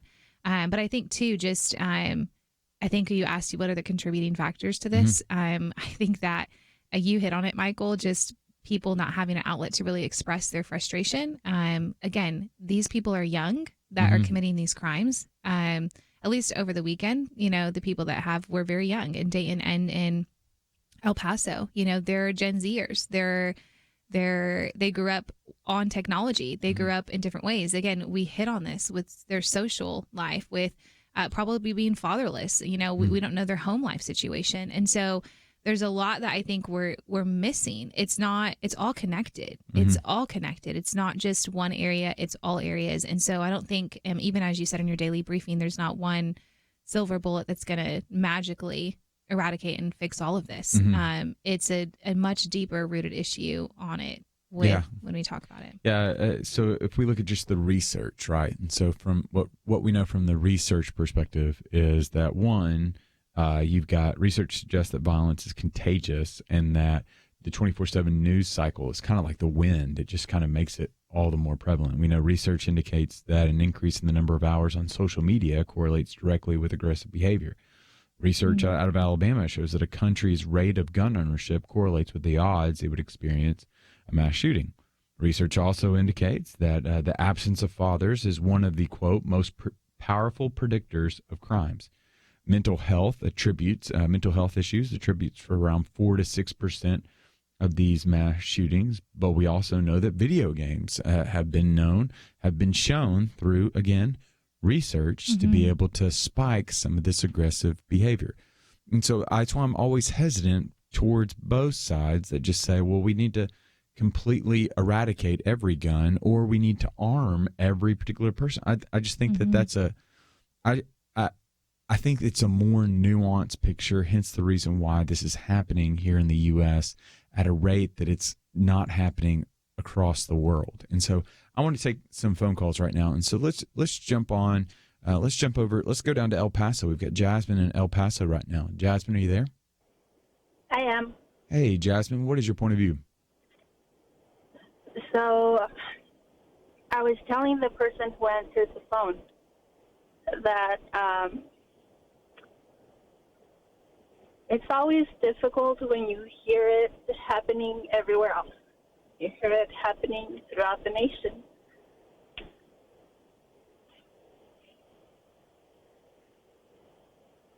Yeah. Sorry. But it's even more difficult when it hits home. Mm-hmm. And when it's your community that's impacted. And what makes it even more frustrating and brings out even deeper, emotions is that it feels very much like we are pawns in, the political sphere, and people are just using us to advance whatever agendas they want to advance instead of truly trying to find a solution to the problem. And so in saying that, I say that, that we need to take personal responsibility for our neighbors, for ourselves, for our families.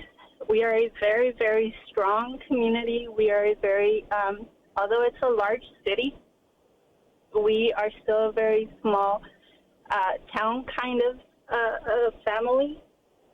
Everybody knows everybody. And we will move forward with the support of each other, and we will come out stronger out of this. But I would encourage everybody to look around you wherever you live and reach out to your neighbor. If there's a kid who doesn't have a father, I come from not having a father, yet, that didn't put me back. I am still a very productive member of my community, and I think it's because there were people who were willing to lend me a hand to open their doors to me and be my sister, be my father, be my mother. And so I think if anything comes out of this, it's just, us, not in a political form or anything like that, but just as individuals, as people who have been redeemed by Christ, to start being that light, and start reaching out to others and opening our doors to those who are fatherless. Yeah, I think you bring up a really great point. I think that does hit on something. I think we all have a role to play. And the reality of the matter is we're starting to see, Monica, as you alluded, these are all young men to a large degree, young men that it appear as though there's a common theme of coming from broken families. We know the research is very clear that one of the most powerful predictors of violence is fatherless homes. And then you've also got the reality that 41% of kids that are born today are born into broken families. And so it's an opportunity for the church to one, step into that space that has been left by these families, to visit the orphan and the widow in their distress, and to remain unstained by this world, but rather to stain the world with the love of Christ. And so we're going to have to go to a break right now. But when we come back from the break, I want to look a little bit into what happened in Dayton over the weekend as well. And so specifically to be able to help us to understand that this type of hate isn't just simply on one side of the aisle. This type of hate is prevalent, and how this is not a political issue. This is a human issue, and give us the chance to be able to move in that. We'll be back right after this.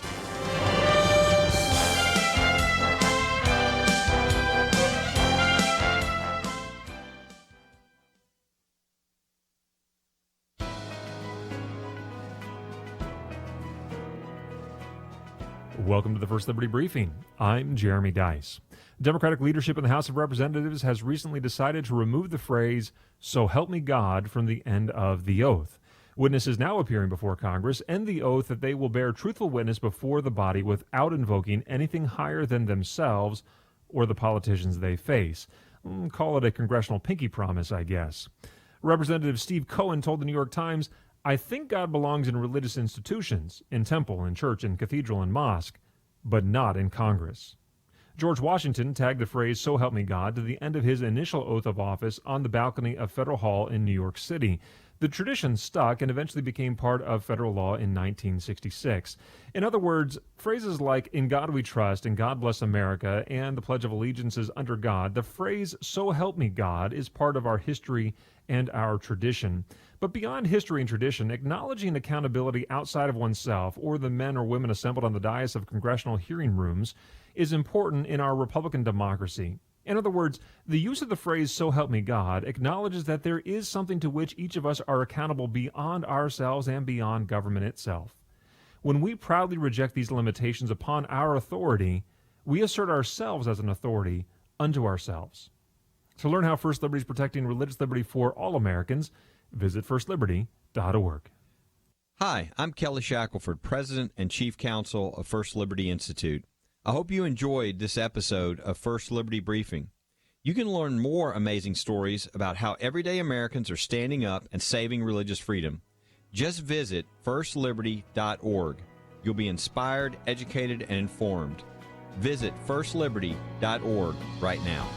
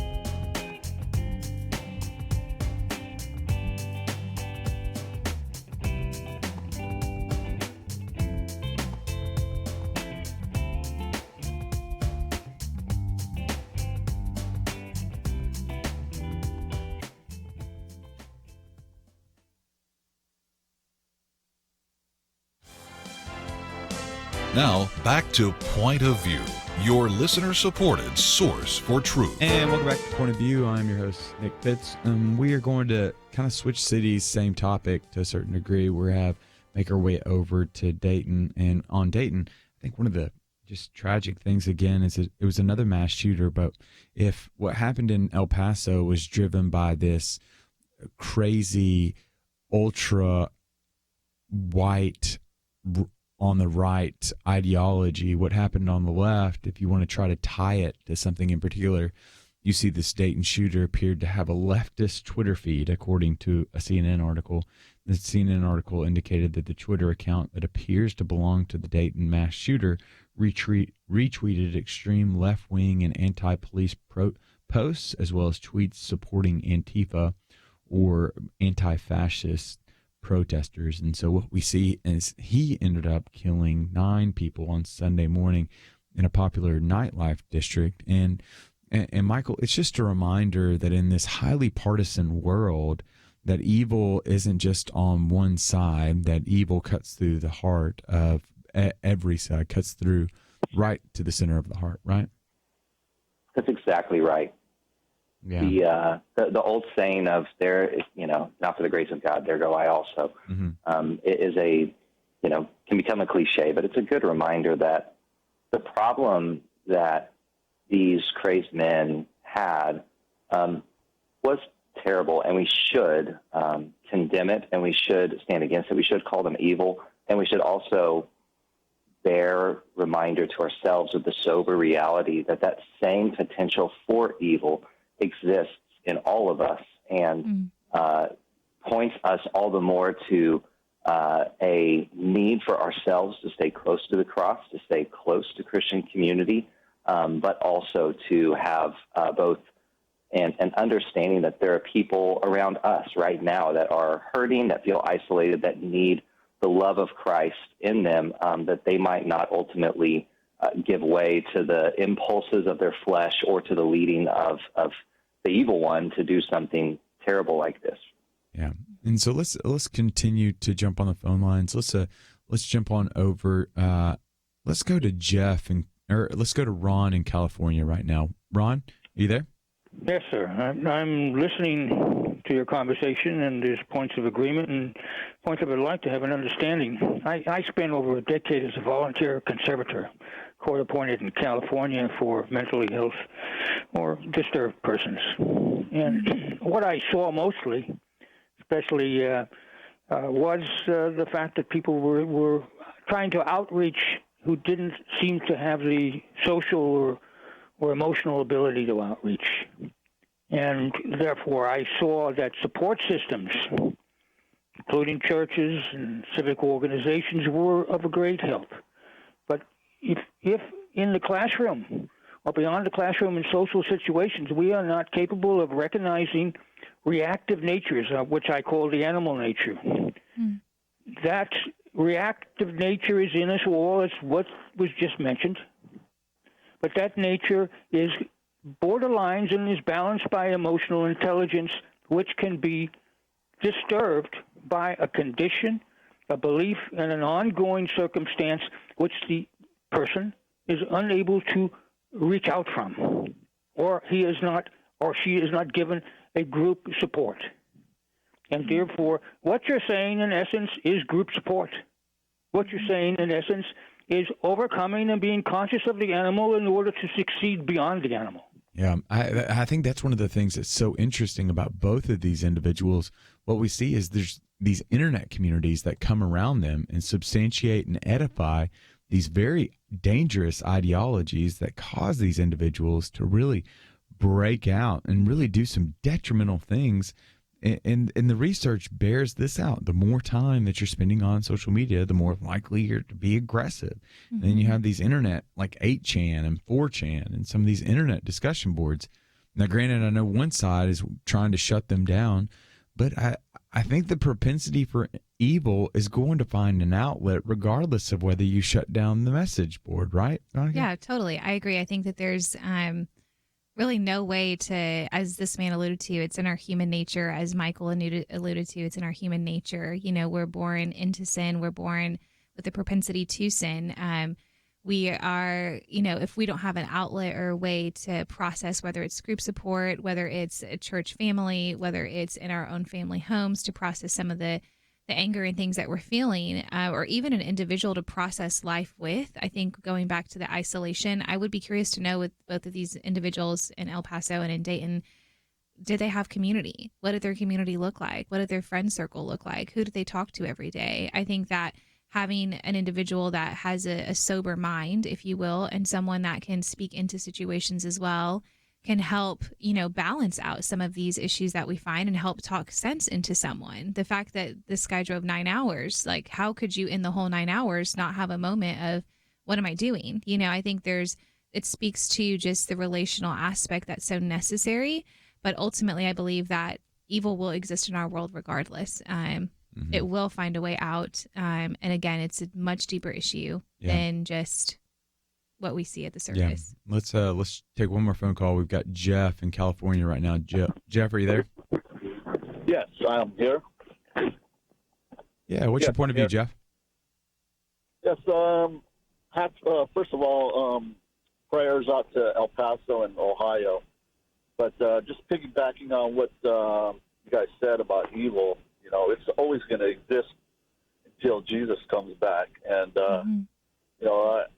hearing all these mass shootings, whenever I hear something like that, I just tie it into prophecy. We can't stop prophecy, but, with all these mass shootings around, we have to try something different. Everybody's saying take the guns away, this and that, but if you look at all these gun laws that are out of the gun, criminals aren't going to follow gun laws. So I say just they should try something different. And my opinion is that all people should be armed, because at least they'll have a chance to take that person out. Even if you took 2 or 3 out, or somebody's going to take that guy out before more people die. And, you look at all these mass shootings, they're all happening in no gun-free zones, So that's my opinion. Well, thank you so much for that, Jeff. Really do appreciate it. And so we have got to take a break right now, but when we come back from the break, we're going to transition a little bit. We're going to be talking about loneliness. There was a New York Post article that indicated that millennials are increasingly feeling more lonely, don't even have friends. And so how are we to think of this? And this seems to kind of transition pretty well into the topic that we have been talking about. And so, but Monica is going to be leaving us for this next hour. So, I will. So Monica, where can individuals find more information on the Initiative Network and what all y'all are up to? Yeah, if you guys are interested in having us come out to consult or find more about what we do with millennials and how we're convening them, discipling them, you can find us online. Initiativenetwork.org, and as well as on all social media, we're at Initiative Network. My email is monica@initiativenetwork.org. So if you want to connect with me personally, you can do that as well. Very neat. And so obviously we've also got all of their information on our website as well. So you can go to www.pointofview.net and you can click on Monica's picture and find out more information about her, as well as more information about Michael as well. And so Council Road Baptist Church and all that's happening at the Museum of the Bible and all his social media handles. But we have got to take a break. But when we come back from the break, Michael and I are going to be tangoing to the idea of loneliness among millennials. What's causing this loneliness and what can we do to stop this loneliness and mitigate some of the effects of this loneliness? But we have got to take a break. But when we come back, more from Point of View right after this.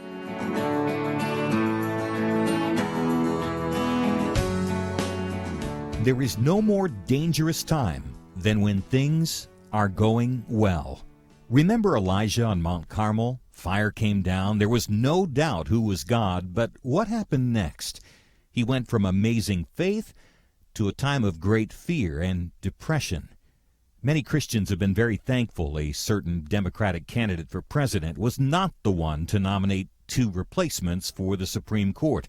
But as with Elijah, times of great victory are also times of great danger. Moments like this are not the time to take it easy. This is not the time to let our guard down. This is a time to double down on our work in the community, to serve and pray and plan and invest in a better future.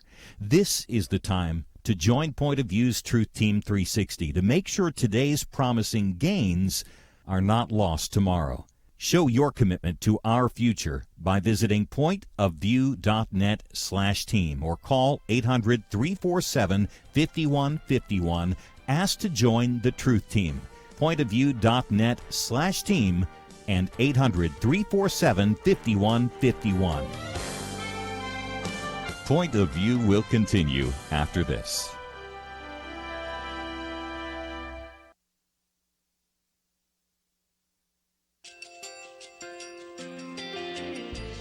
I just want to thank you so much for all the wonderful programming you have. You're just absolutely fantastic. I recently started listening to Point of View, and I really found it interesting because of the different subjects you cover. Thank you for that. I really appreciate everything that you do in keeping us informed. Thank you, Kirby, for everything that you have been doing. I appreciate all the work that you're doing, advocating for the Word of God. Thank you so much. Point of view, I think, is absolutely necessary because it's a Christian perspective, a biblical worldview perspective, and receive very current, up-to-date information about what is really going on, week to week in our culture, which is changing so rapidly, and yet it's morally sliding backwards. Yeah, I'm just, first of all, I thank you guys. Y'all's program is wonderful, and enjoy it every day. I learn so much every time I listen to it. Point of View Radio Talk Show.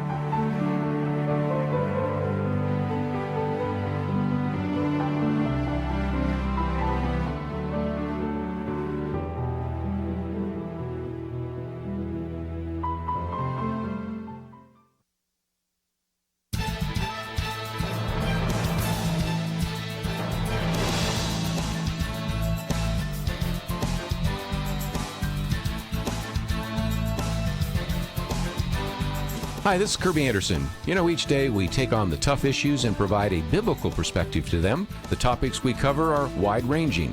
Apologetics, theology, prophecy, creation and evolution, intelligent design, marriage, family, child-rearing, the millennial generation, friends and society, politics, economics, business, religious liberty, the Constitution, public policy, foreign policy, military policy, tensions in the Middle East, abortion, homosexuality, pornography, sexual ethics, media, technology, history, and America's godly heritage.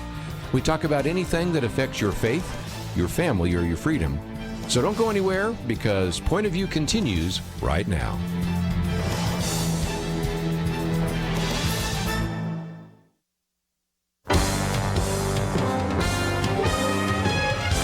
Across America, live. This is Point of View.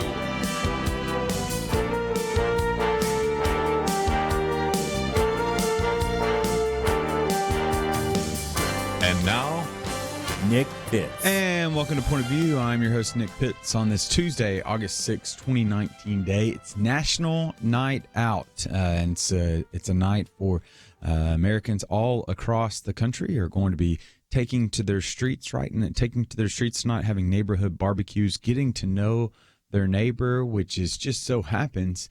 We're going to be talking a little bit about loneliness. And one of the ways you can combat loneliness is maybe participating in your National Night Out tonight. And so I am joined over the phone for this Millennial Roundtable by the one and only Michael McAfee. Michael, how are you today?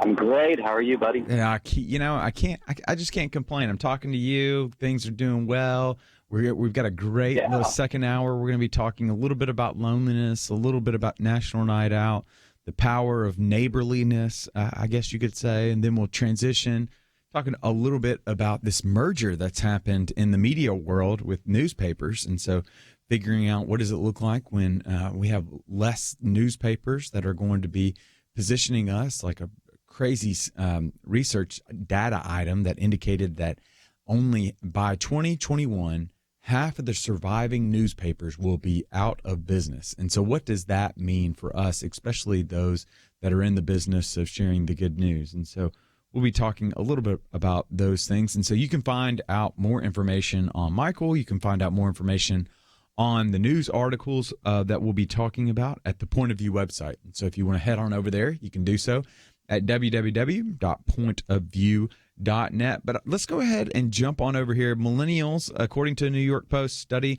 1 in 5 millennials are lonely and have no friends, according to a recent New York Post survey that was a New York Post article that was taken by a survey that was by YouGov, a marketing research firm. The poll took account of 1,254 adults aged 18 and older and found that 27% of millennials had no close friends, 25% had no acquaintances, and 22%, or around 1 in 5, had no buddies at all. When you compare this with other generations, 9% of baby boomers and 15% of Gen Xers reported having zero friends. Michael, the question is, I know I'm your buddy, so I know you don't fall into that, but what do you make of these numbers right now? Yeah, I mean, I think this is, for those that follow millennials trends, it's unsurprising in the sense that we have been trending this way for a while. I mean, we're the generation that grew up going to coffee shops where you can have a cup of coffee with 50 people around completely by yourself, and we're the generation that is, known and in many ways defined by social media, where you have friends, Facebook friends and followers scattered across the country, and yet there is no replacement for real, authentic human interaction, friendships. I mean, even right now, I'm thoroughly enjoying our time together, but as we both know, there's something that's missing, that's not quite the same whenever you and I are getting to chat over the phone versus when I'm there in studio. And so unfortunately, I think this is a weakness, a disadvantage of our generation and of being brought up in the digital world. But it also presents way for an opportunity for the church to step in and to minister, to think well about how to minister to millennials and Gen Z younger siblings as well. And so I'm curious what you think about the loneliness epidemic that exists. Yeah, I think it's just part and parcel, right? Like we've heard this research before. I don't think it's anything in particularly new. I was kind of shocked at how low the numbers are to a certain degree. Like, right, it said 23% have no friends, and I know that sounds like alarming. But there's a part of me that thinks, I kind of thought the number was going to be higher. You look at some of the national data across just a variety of different age groups, and it was higher. I mean, there are certain studies that found 40% of people feel lonely in the U.S. today. And we know that loneliness has health disadvantages as well. It's very detrimental to your health. There's a Harvard medical survey that found that if you feel lonely, it's like smoking 15 cigarettes a day. And so that's detrimental. But here's where I want to press back against you a little bit. What do you think is contributing to this loneliness? Like, is it technology? Is it lack of civic engagement? Or what are we missing here? Yeah, I think so. I mean, I'm convinced that the internet. I mean, we have the ability now to be connected with everyone around the globe at any moment. But the disadvantage is that it gives a false sense of connection. And we're, as Americans or Westerners, we value efficiency. And so there's like an efficiency that contributes, I think, to that as well, where we look at our relationships through the lens of how do I efficiently connect with a lot of people or connect with my best friends or, whatever. I mean, and when you're younger, you just say it as I'm bored, if you're just sitting around with your friends, seemingly not doing anything. But that ultimately that builds as an adult where you're bored just sitting with something. If the conversation's not interesting, you just grab your phone and something can be more interesting. And yet relationships, biblical community is remarkably inefficient. It takes an extraordinary amount of time of just being with someone and choosing to not allow your mind to be distracted by other things and sort of leaning into that conversation that might be at times have a dip in your attention span, but we just have such short attention spans. What do you think? Yeah. Let's hone in because I think there's two things, and I want to hone in on the first one before we move on to the second one. So first one before the commercial break, I think technology obviously is that piece, right? Like I don't know about you, but even there's research that backs this up at a Drexel University. Even the presence of a phone on a table hinders connectivity between individuals. Like I've been in social settings where you feel lonely because there is a person in your circle that is on their phone and is completely oblivious to what's happening in the situation. I don't know if you can resonate with that. Like technology is a very interfering factor that's keeping individuals from connecting.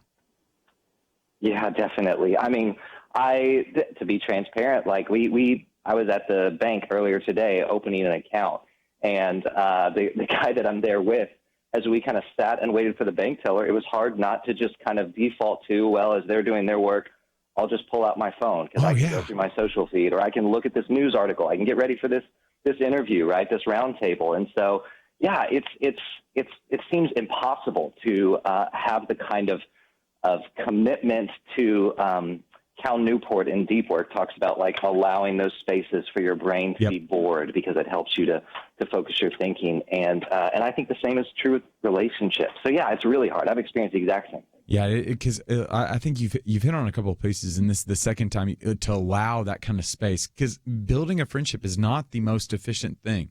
It takes a little bit of work.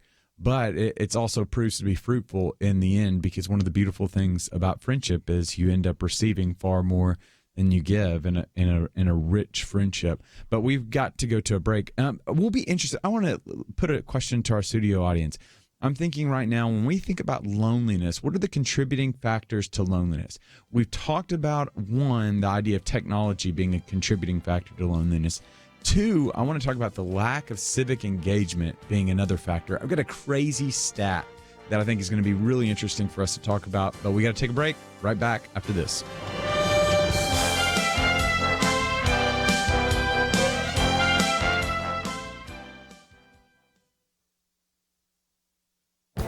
This is Viewpoints with Kirby Anderson. Lots of young people say they believe in socialism, but when asked to define it, they don't often give an accurate answer. But what do people who are socialists believe, and what do they want to implement in this country? Jared Stepman went to a socialism conference and came back with a number of observations. The Socialism 2019 conference had the tagline, "No borders, no bosses, no binaries." That should give you a good idea of the direction socialism in America is headed. Even the bathroom signs were changed, with one label saying, "This bathroom has been liberated from the gender binary." He found that all the speakers were very serious about socialism. They quoted Karl Marx and set forth a Marxist and socialist agenda based on that ideology. They were also very serious about gender politics and identity politics. One panel discussion addressed how the traditional family reinforced capitalism. The answer to this supposed tragedy was to simply abolish families. Not surprisingly, the idea of open borders was considered a key litmus test. They admit that while capitalism is moving freely between the U.S. and Central America, labor has been restricted. The solution is to eliminate borders. Socialism is also tied to radical environmentalism. He described it this way: the green movement is red. Speakers called for a command and control economy, reminiscent of the Soviet Union, to implement such programs as the Green New Deal. Finally, he concluded that socialism cannot be ignored. A recent Gallup poll found that so many young people associate socialism with a vague notion of equality rather than a policy where government exerts control over the means of production. All of this was a preview of what might happen if socialist ideas begin to be implemented in government. I'm Kirby Anderson, and that's my point of view.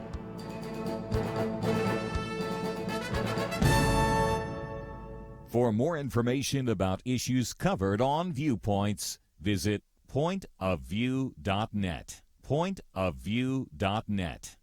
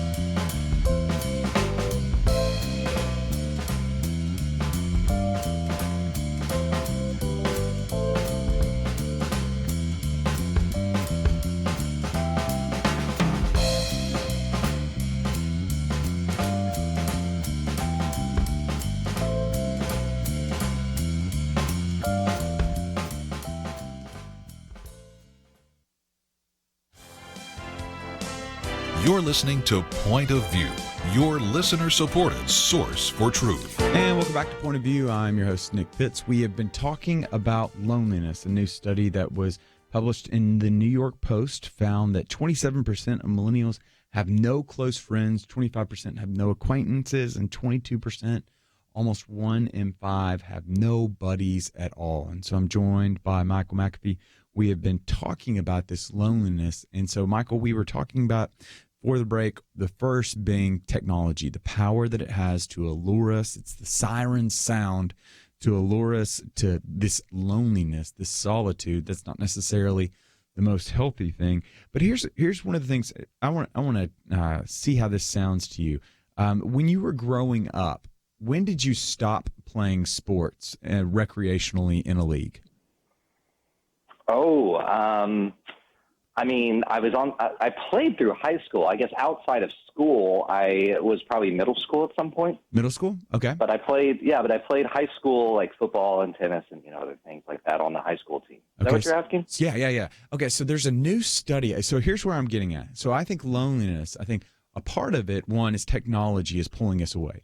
A second part of it is we're just not participating in these organizations, because I think the football team or the basketball team or whatever sports team is an avenue by which, and it's a platform by which you can build friendships with. You can build friendships with individuals. Right. If you're me, you can build friendships with people on the bench. You probably, on the other hand, you're building friendships with people that actually need you to be able to participate, to move the ball down the court, or to be able to block for someone.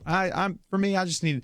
I know my role. My role is to get the water. And so, but here's a fascinating study that was at a Utah State University, and what they found, Utah State in kind of conjunction with Aspen Institute, found that the average age that a individual is quitting sports now is 11 years old, and they're only participating for 3 years now. What's your response to that?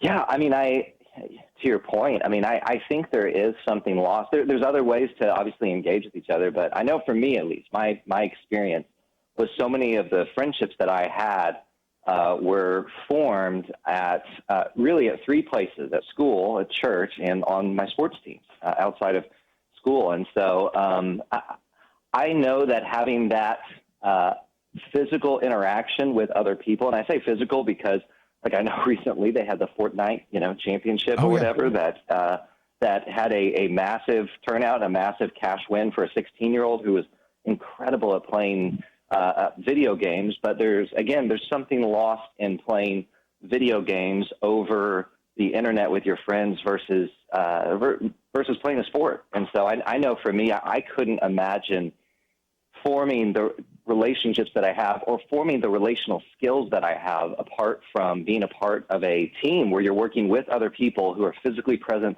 with you incarnationally to try and win a football game or whatever it might be. No, I completely agree. And even if you take that, so yeah, Fortnite, perfect example. The kid won $3 million for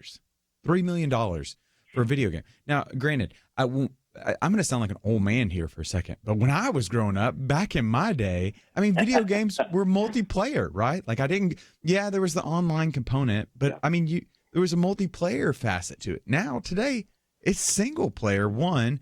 And then in my day, you would have like a ton of people that would come over to your house and we would all link up. We would all be there, rowdy, making a fool out of ourselves. And hopefully mom has pizza rolls in the oven so that we can all snack every once in a while. But that's just not taking place today. I think it's one of those inhibitors that's in keeping individuals from being able to build those friendships, because again, you're not really building friendships online. There's a different, I'll say, different type of friendship online compared to what's happening in person. Yeah, absolutely. I love it. I love Nick Pitt's having the get off my lawn moment of just identifying with an older generation looking at. So I completely agree. I'm curious your perspective. So when it comes to changes like this, I mean, we could do the same thing with a number of different issues. But how do you think that we should respond as the church and as parents and as, the people of God to say, okay, this is the cultural moment in where we live, we're not going to be able to if, I guess we should say, there's certainly not a quick fix to getting us back into a culture where children stay in sports leagues for more than 3 years. And yet I think what we're saying is not that sports leagues was the answer as much as it's the trend away from human interaction. What are some ways that you would encourage the church to engage with their kids? I'm captivated by, I'm very hesitant to want to add anything to someone's schedule, right? And so I think it's less adding and it's more redeeming what they're already doing, right? And so, for example, we all have to go to work. Everybody's got to work. And so maybe it's not trying to invite your coworker. I think, yes and amen, you should try to invite your coworker to church. But what does it look like to be the church with your coworker at work, right? Everybody, they might go home and just play video games, or they might go home and just surf on Facebook. If the numbers are correct, they're going home and engaging in some type of technological, some technology for a time and just zoning out, vegging out. But everybody's got to go to work to a large degree. And so why not try to be redemptive of that work time that you have and be intentional with everything from the little breaks that you're taking, the conversations and who you're having. So redeeming that work time, one. Two, nights like this where it's not weird to invite somebody over to your house. It's quite literally National Night Out. This is a time where police officers and fire departments are going around and shutting down streets in order that you can have these neighborhood barbecues to raise awareness towards neighborhood watches, to raise awareness to the reality, to try to whittle down this staggering number that 51% of Americans don't know their neighbor's name. this is a night that's nationally recognized. It's not have to be weird. You just redeem this night in order to know your neighbor, and then in turn the opportunity to love your neighbor in the midst of that. Does that make sense? Yeah. What are you I think thinking? that's brilliant. Yeah, I think I love what you said about how can we redeem the time we already have, right? And so the other one that you kind of alluded to that I thought of when you started going down that track was the fact that regardless of people's hobbies or how they engage with at home, what their interests are, that everyone has to eat, right? And so one of the things that our home group does is has a meal in conjunction with our Bible study every week. And so that's at least part of the reason we want to do that is because we want to be neighborly with each other. We want to be real friends with each other and not just be kind of drop in and drop out of a Bible study, because we're wanting to do more than just inform the mind, but shape the heart. And that happens over relationships where there's time, but it also allows for that kind of hospitable time to allow others to be invited in, like you're mentioning. It's easy to say to someone, hey, just come over and join us for dinner, you know? And so I love that. What about, so that's a great point. I'd be interested to know your perspective. So for me, growing up, going out to eat was seen as something like super special. Like we only went out to eat like maybe twice a week. And then the rest of the time my mom would cook. There just was very few times that we went out to eat. Today, the average American goes out to eat 4.5 times a week. We've 2 years ago was the first time in recorded history that we spent more at restaurants than we did at the grocery store. Do you think does that resonate? Do you relate with those numbers? Is that something similar? One, and do you think that there's a sacredness, and do you think there's a power of actually inviting someone into your home to share a meal together now? For sure, right? Yeah, I definitely had a similar experience growing up. And to be perfectly honest, like my wife and I don't eat at home often. Nor do I. And that's not like that's on me. We're just busy, and it's easier to just grab something home when we're on our way home from work. But I definitely think there's something. I mean, I saw a friend of mine who baked a cake for his mom, and the cake looked unbelievable. It was for her birthday. I mean, he had got flowers and put it around and made this like incredible arrangement. And there's obviously something different whenever you have a cake that has been baked for your mom versus when I take my mom to Ted's Escondido and we have Mexican food and they put a sombrero on her head and I pay for her sopapilla, you know? I mean, it's like, that's nice, but it's clearly a different level of intimacy that's lost there. Yeah. And so, okay, we've got to take a break right now, but when we come back from the break, we're going to take a couple of phone calls. What do you think is contributing to this loneliness? Or the other question, what do you think are areas in which, what are things you can do to be able to help eradicate this loneliness that is beginning to creep into the American experiment? You can call in 800-351-1212. Again, 800-351-1212. Or jump over on Facebook, facebook.com/pointofviewradio. Loneliness, how can we eradicate it and what's contributing to it? We'll be back right after this. We live in a digital generation. Point of View is reaching this often overly plugged-in generation with truth.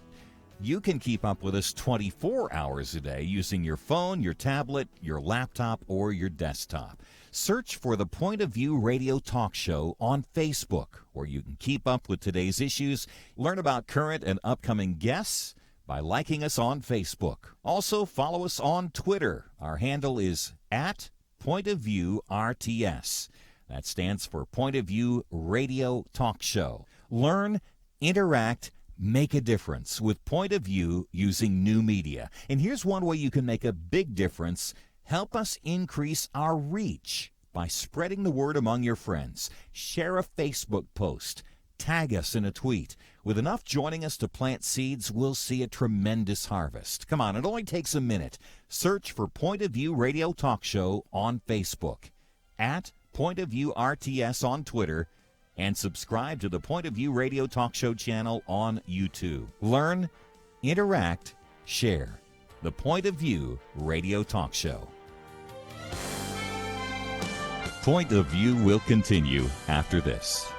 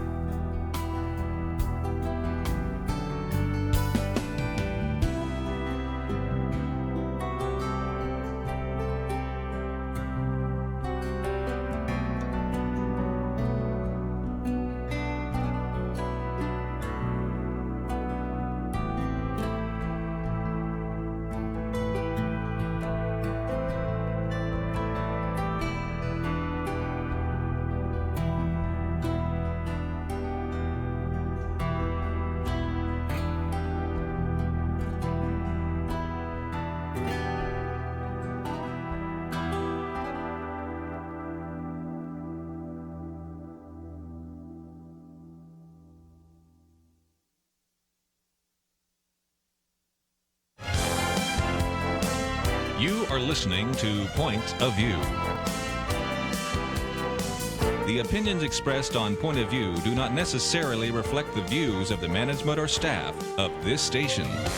And now, here again is Nick Pitts. And welcome back to Point of View on this Tuesday, August 6, 2019 day. We have been talking about loneliness, and I'm joined over the phone by Michael McAfee, Council Road Baptist Church of Museum of the Bible up in Oklahoma right now, where you've been talking about loneliness. What are the contributing factors to it? What are some of the things that we can do to reach out and help eradicate this idea of loneliness?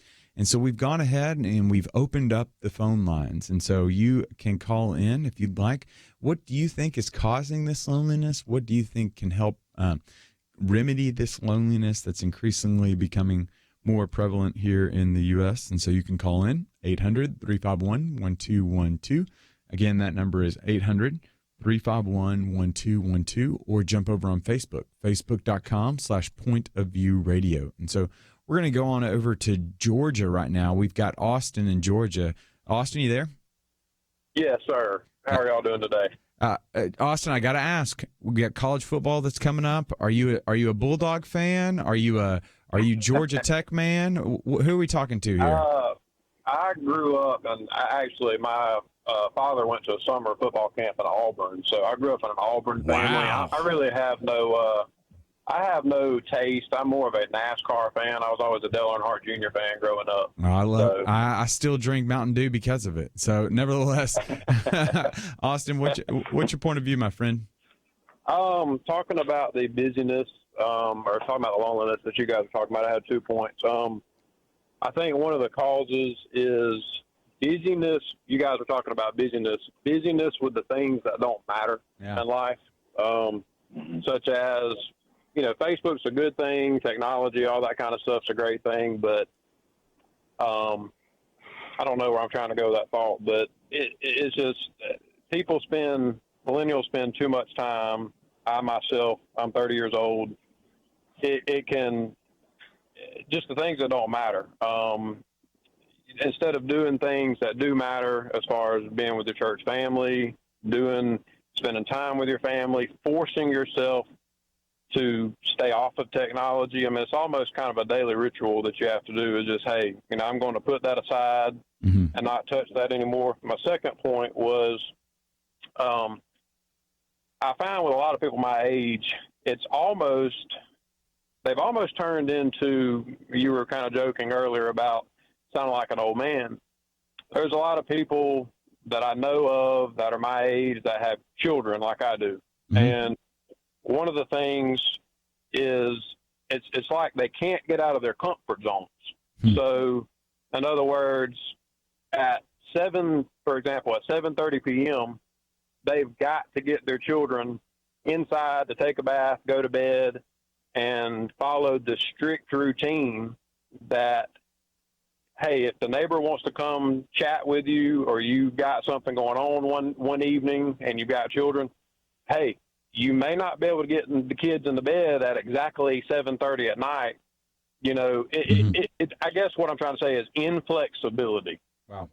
Is my second point. Is it's almost like they get stuck in this schedule and in this ritual, and they have zero flexibility, I guess is what I'm trying to say. So I don't know. I don't know if that makes any sense. No, that makes complete sense. So, I've got my brother in the back of my mind right now, and I know my brother keeps his little girl. They keep their little girl on a pretty tight schedule as well. And so I was literally thinking about that right now. But Austin, thanks so much for your phone call. Really appreciate it. Thank y'all. I enjoy listening to you guys. Thank you very much. Thank you. Michael, he brings up a really great point. We alluded to it a little bit earlier, and I was looking for the research, and I found it. And it said research indicates it takes 50 hours to move from acquaintance to a casual friend, 90 hours to go from a casual friend to a friend, and more than 200 hours before that person becomes a close friend. You alluded to it when you talked about the inefficiency that is being a friend of someone, of allowing yourself to kind of linger in that boredom, of becoming comfortable with that person, not needing to constantly entertain yourself with technology. And then Austin just kind of alluded to it now. I mean, it really does take, if you're worshiping at the altar of efficiency, you're going to sacrifice a number of things. One of those things it appears as though is friendships. Thoughts? Yeah, completely agree. That's incredible that we now have the number of hours that friendship takes. That's something that who would have imagined that? Can you imagine trying to explain that to people 200 years ago, like many hours? But I think that just that speaks to exactly what we're talking about, that we want to know, like, what is the efficient way to make this happen? And the reality is there's nothing that beats just experiences that you have. And so just a few weekends ago, I had a friend who was trying to bring together some people in his life, and he made the statement that if the people that you really want to, become like, that you want to do life with, I can't remember exactly, but something like, how many people in your life are you going to spend 50 hours with this year or 100 hours with this year? And he said the only way to make something like that happen, make that type of investment in a relationship, unless it's someone that's literally just everywhere you go, is to make specific trips, like a week, have a couple days together to kind of mash 48 hours that you have intense time together. And then throughout the year, you would get to, 80 hours or whatever he said. And so I do think that there's something to that. And so we have to be intentional with those relationships the same way Jesus was intentional in the 12 relationships that he wanted to spend time in. Yeah, that's good. That's a good word. Let's go. Let's jump on over to Christy in California right now. Christy, are you there? Yes, I am. Hey, Christy, what's your point of view? Well, in regards to the loneliness, I really think it's turned into me, especially with the millennials. It's a me generation. It's all about me. I'm 48 years old. I homeschool 4 children. I have a crazy busy life. But it is very lonely because I just have noticed that everyone around me is just all about their kids playing soccer, which my kids play soccer, crazy busy. But I just think that it's compared to how I was raised. People would knock on the door, hey, let's play cards kind of thing. And I just think that we've stepped away from what God really requires of us, to give of ourselves and to reach out. And we need to step back and get out of that busy. Let's just stay busy. Let's just keep our kids in this sport and that sport, and that's all good, very, very good. And Bible quizzing, that's all very, very good. But when you cannot step out and reach out to others and build relationships, your kids are going to look back on that. They need those relationships. Mm-hmm. So, yeah. I mean, it's just getting away from the busyness, just like that other gentleman said. Yeah, you bring up a great point. There just takes a certain, and again, I'm not going to parent shame anybody just because I think each family is different to a certain degree. But I do think that you continue to see, like even C.S. Lewis talked about how there's a type of sacrifice that has to be given toward friendships. It makes individuals uncomfortable to a large degree. And even you see this inculcated all throughout the biblical narrative. You think about Jonathan relative to David, right?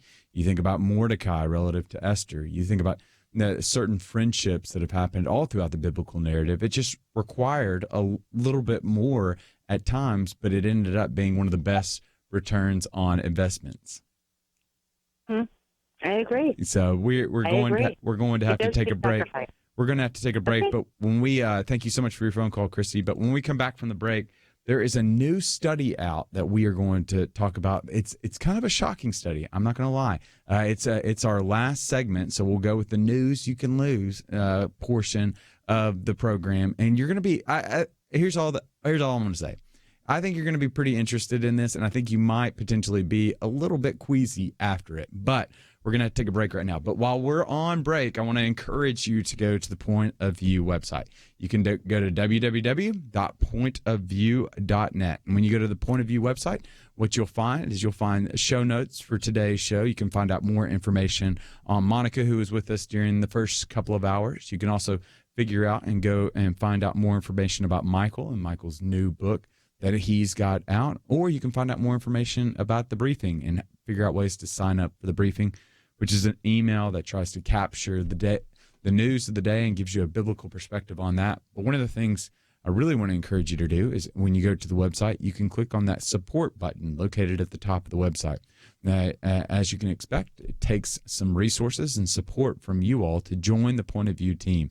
I want to encourage you to help us continue to try to figure out how we are to respond not only to the news of the day, but also to the cultural zeitgeist of that day as well. But when we come back, we're going to change gears a little bit and move away from loneliness and towards a particular study that might cause your stomach to turn a little bit. And so you can stick around for that, but also want to encourage you as well during the break to make your way over to the Facebook page. And so you can go to www.facebook.com/pointofviewradio. And when you're there, make sure to click on the like button and like the page so you can keep up to date with the latest news, as well as find out a little sneak preview on what we're going to be talking about here in 3 minutes. We'll be back right after this.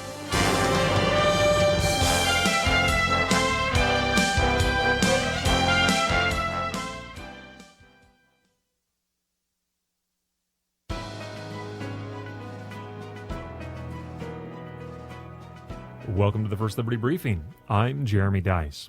Democratic leadership in the House of Representatives has recently decided to remove the phrase, "So help me God," from the end of the oath. Witnesses now appearing before Congress end the oath that they will bear truthful witness before the body without invoking anything higher than themselves or the politicians they face. Call it a congressional pinky promise, I guess. Representative Steve Cohen told the New York Times, "I think God belongs in religious institutions, in temple, in church, in cathedral, and mosque, but not in Congress." George Washington tagged the phrase, "So help me God," to the end of his initial oath of office on the balcony of Federal Hall in New York City. The tradition stuck and eventually became part of federal law in 1966. In other words, phrases like "In God we trust," and "God bless America," and the Pledge of Allegiance is under God, the phrase "So help me God" is part of our history and our tradition. But beyond history and tradition, acknowledging accountability outside of oneself or the men or women assembled on the dais of congressional hearing rooms is important in our Republican democracy. In other words, the use of the phrase "So help me God" acknowledges that there is something to which each of us are accountable beyond ourselves and beyond government itself. When we proudly reject these limitations upon our authority, we assert ourselves as an authority unto ourselves. To learn how First Liberty is protecting religious liberty for all Americans, visit firstliberty.org. Hi, I'm Kelly Shackelford, President and Chief Counsel of First Liberty Institute. I hope you enjoyed this episode of First Liberty Briefing. You can learn more amazing stories about how everyday Americans are standing up and saving religious freedom. Just visit firstliberty.org. You'll be inspired, educated, and informed. Visit firstliberty.org right now.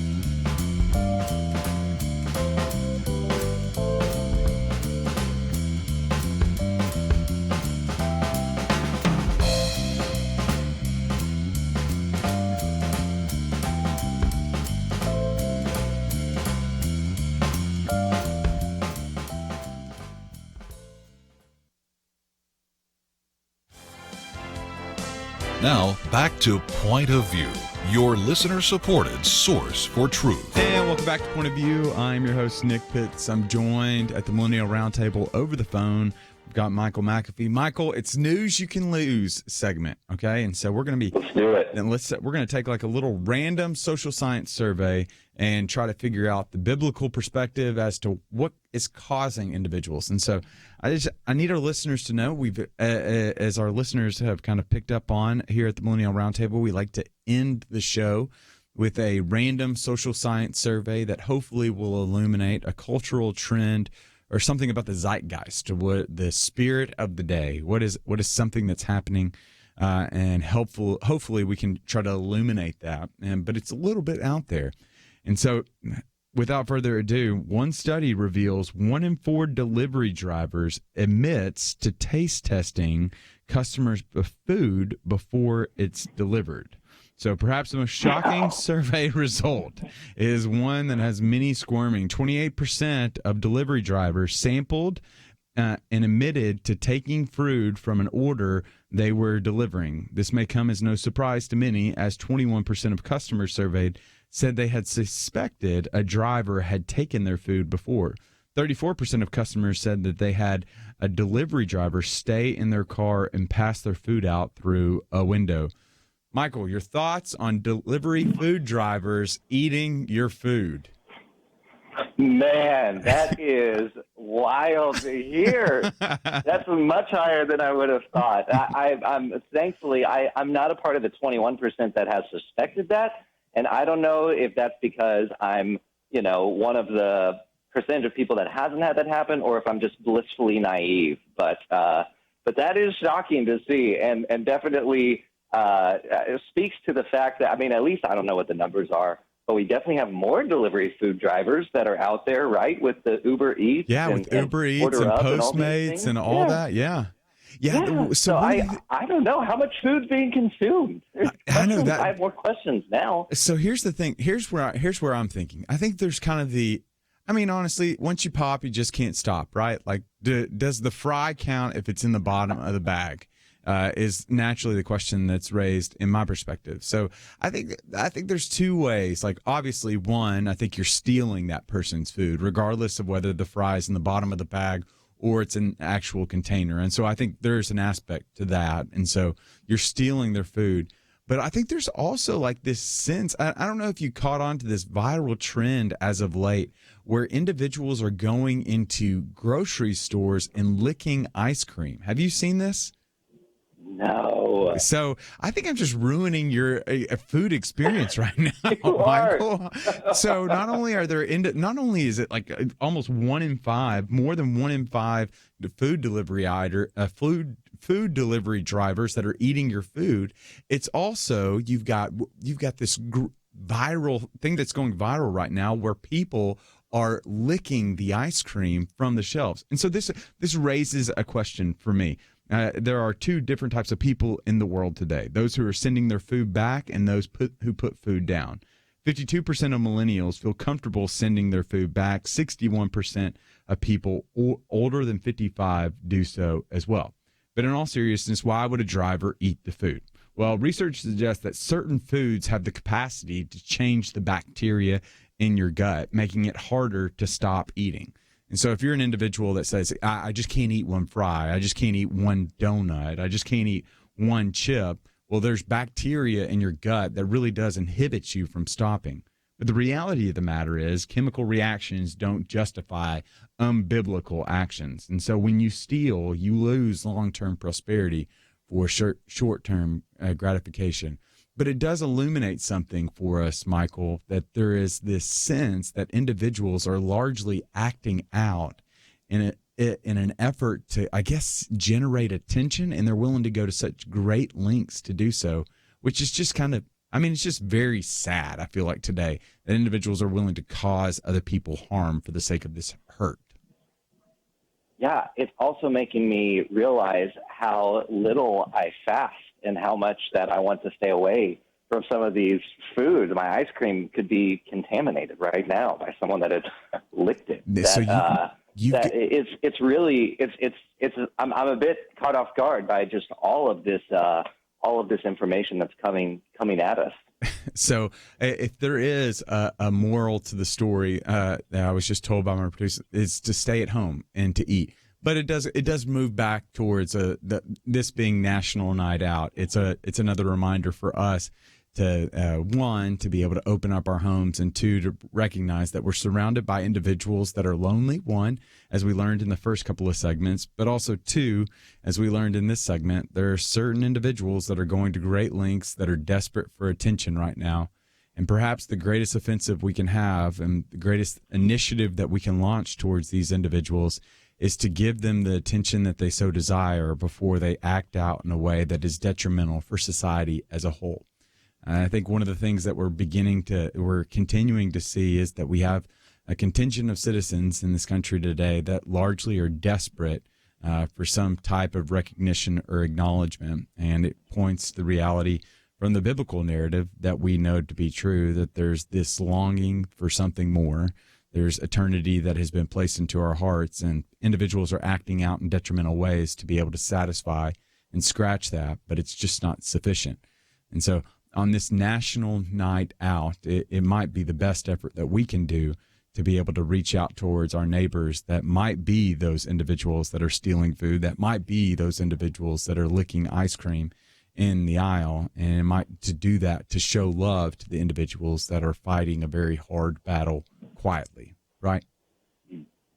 Yeah, amen. I mean, that's very well said and well articulated, that it's easy to kind of make jokes or to for me to kind of laugh it off. But the reality is that you're right, that there are people that to go to these links, there's something going on.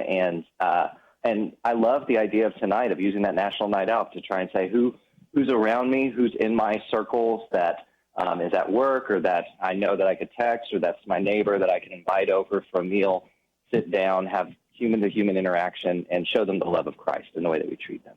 Yeah, and so you can go to the Point of View website at pointofview.net. While you're there, you can find the information. You can go on over to the Daily Briefing link at the Point of View website underneath my name. You'll find out the information on National Night Out over at the Daily Briefing. So be sure to go ahead and look that up. And you can find out information also where you might be having a neighborhood grill out, neighborhood barbecue in your local community as well. And so I would encourage you to join one of those initiatives and to exemplify the biblical command to love your neighbor as yourself tonight. And so, Michael, thank you so much for joining us. We greatly appreciate it. Hey, love being here. Thanks so much, Nick. Hey, have a great day. And so thank you all so much for joining us. And so I want to direct your attention to a couple of things before we end. One, opportunity for you to find out more information on Point of View. So you can head on over to the Point of View website at www.pointofview.net. While you're there, obviously, you can find out more information on National Night Out, as well as today's show and some of the links to articles that we talked about, but also an opportunity for you to make your way and to help support the Point of View radio show as we're trying to make sense of the news from a biblical perspective, to give you content and as well as statistics and information that would help you be better informed, like the men of Issachar that knew the sense of the times. And then also you can make your way over to the Facebook page at www.facebook.com/pointofviewradio. While you're there, you can like our Facebook page, or you can go ahead and share one of the hours from today's show. You can find out all information in the entire show and the video from the show on today's Facebook page. So without further ado, I want to say thank you so much to Steve and Andrew, operating behind the scenes, tireless heroes, to say the very least. And thank you so much for joining us. And until next time, see you then. Is religious freedom still a cornerstone of the republic, or has it effectively been crushed by the forces of tolerance? America needs Christians to be informed and as unified as possible, applying God's wisdom to civic life. Point of View can be a key part of a successful mission. I believe in America. I believe God wants His best for us. We can face whatever the world throws at us as long as we stand together. If you have not signed on, please do it now. Support Point of View Radio today at pointofview.net. Set up your monthly gift by clicking the Truth Team 360 picture and then carefully follow the directions. Pointofview.net. By phone, you can give at 1-800-347-5151. 800-347-5151. Or mail that first donation to Point of View, Box 30, Dallas, Texas 75221. Box 30, Dallas 75221. Or call us 800-347-5151. Point of View is produced by Point of View Ministries.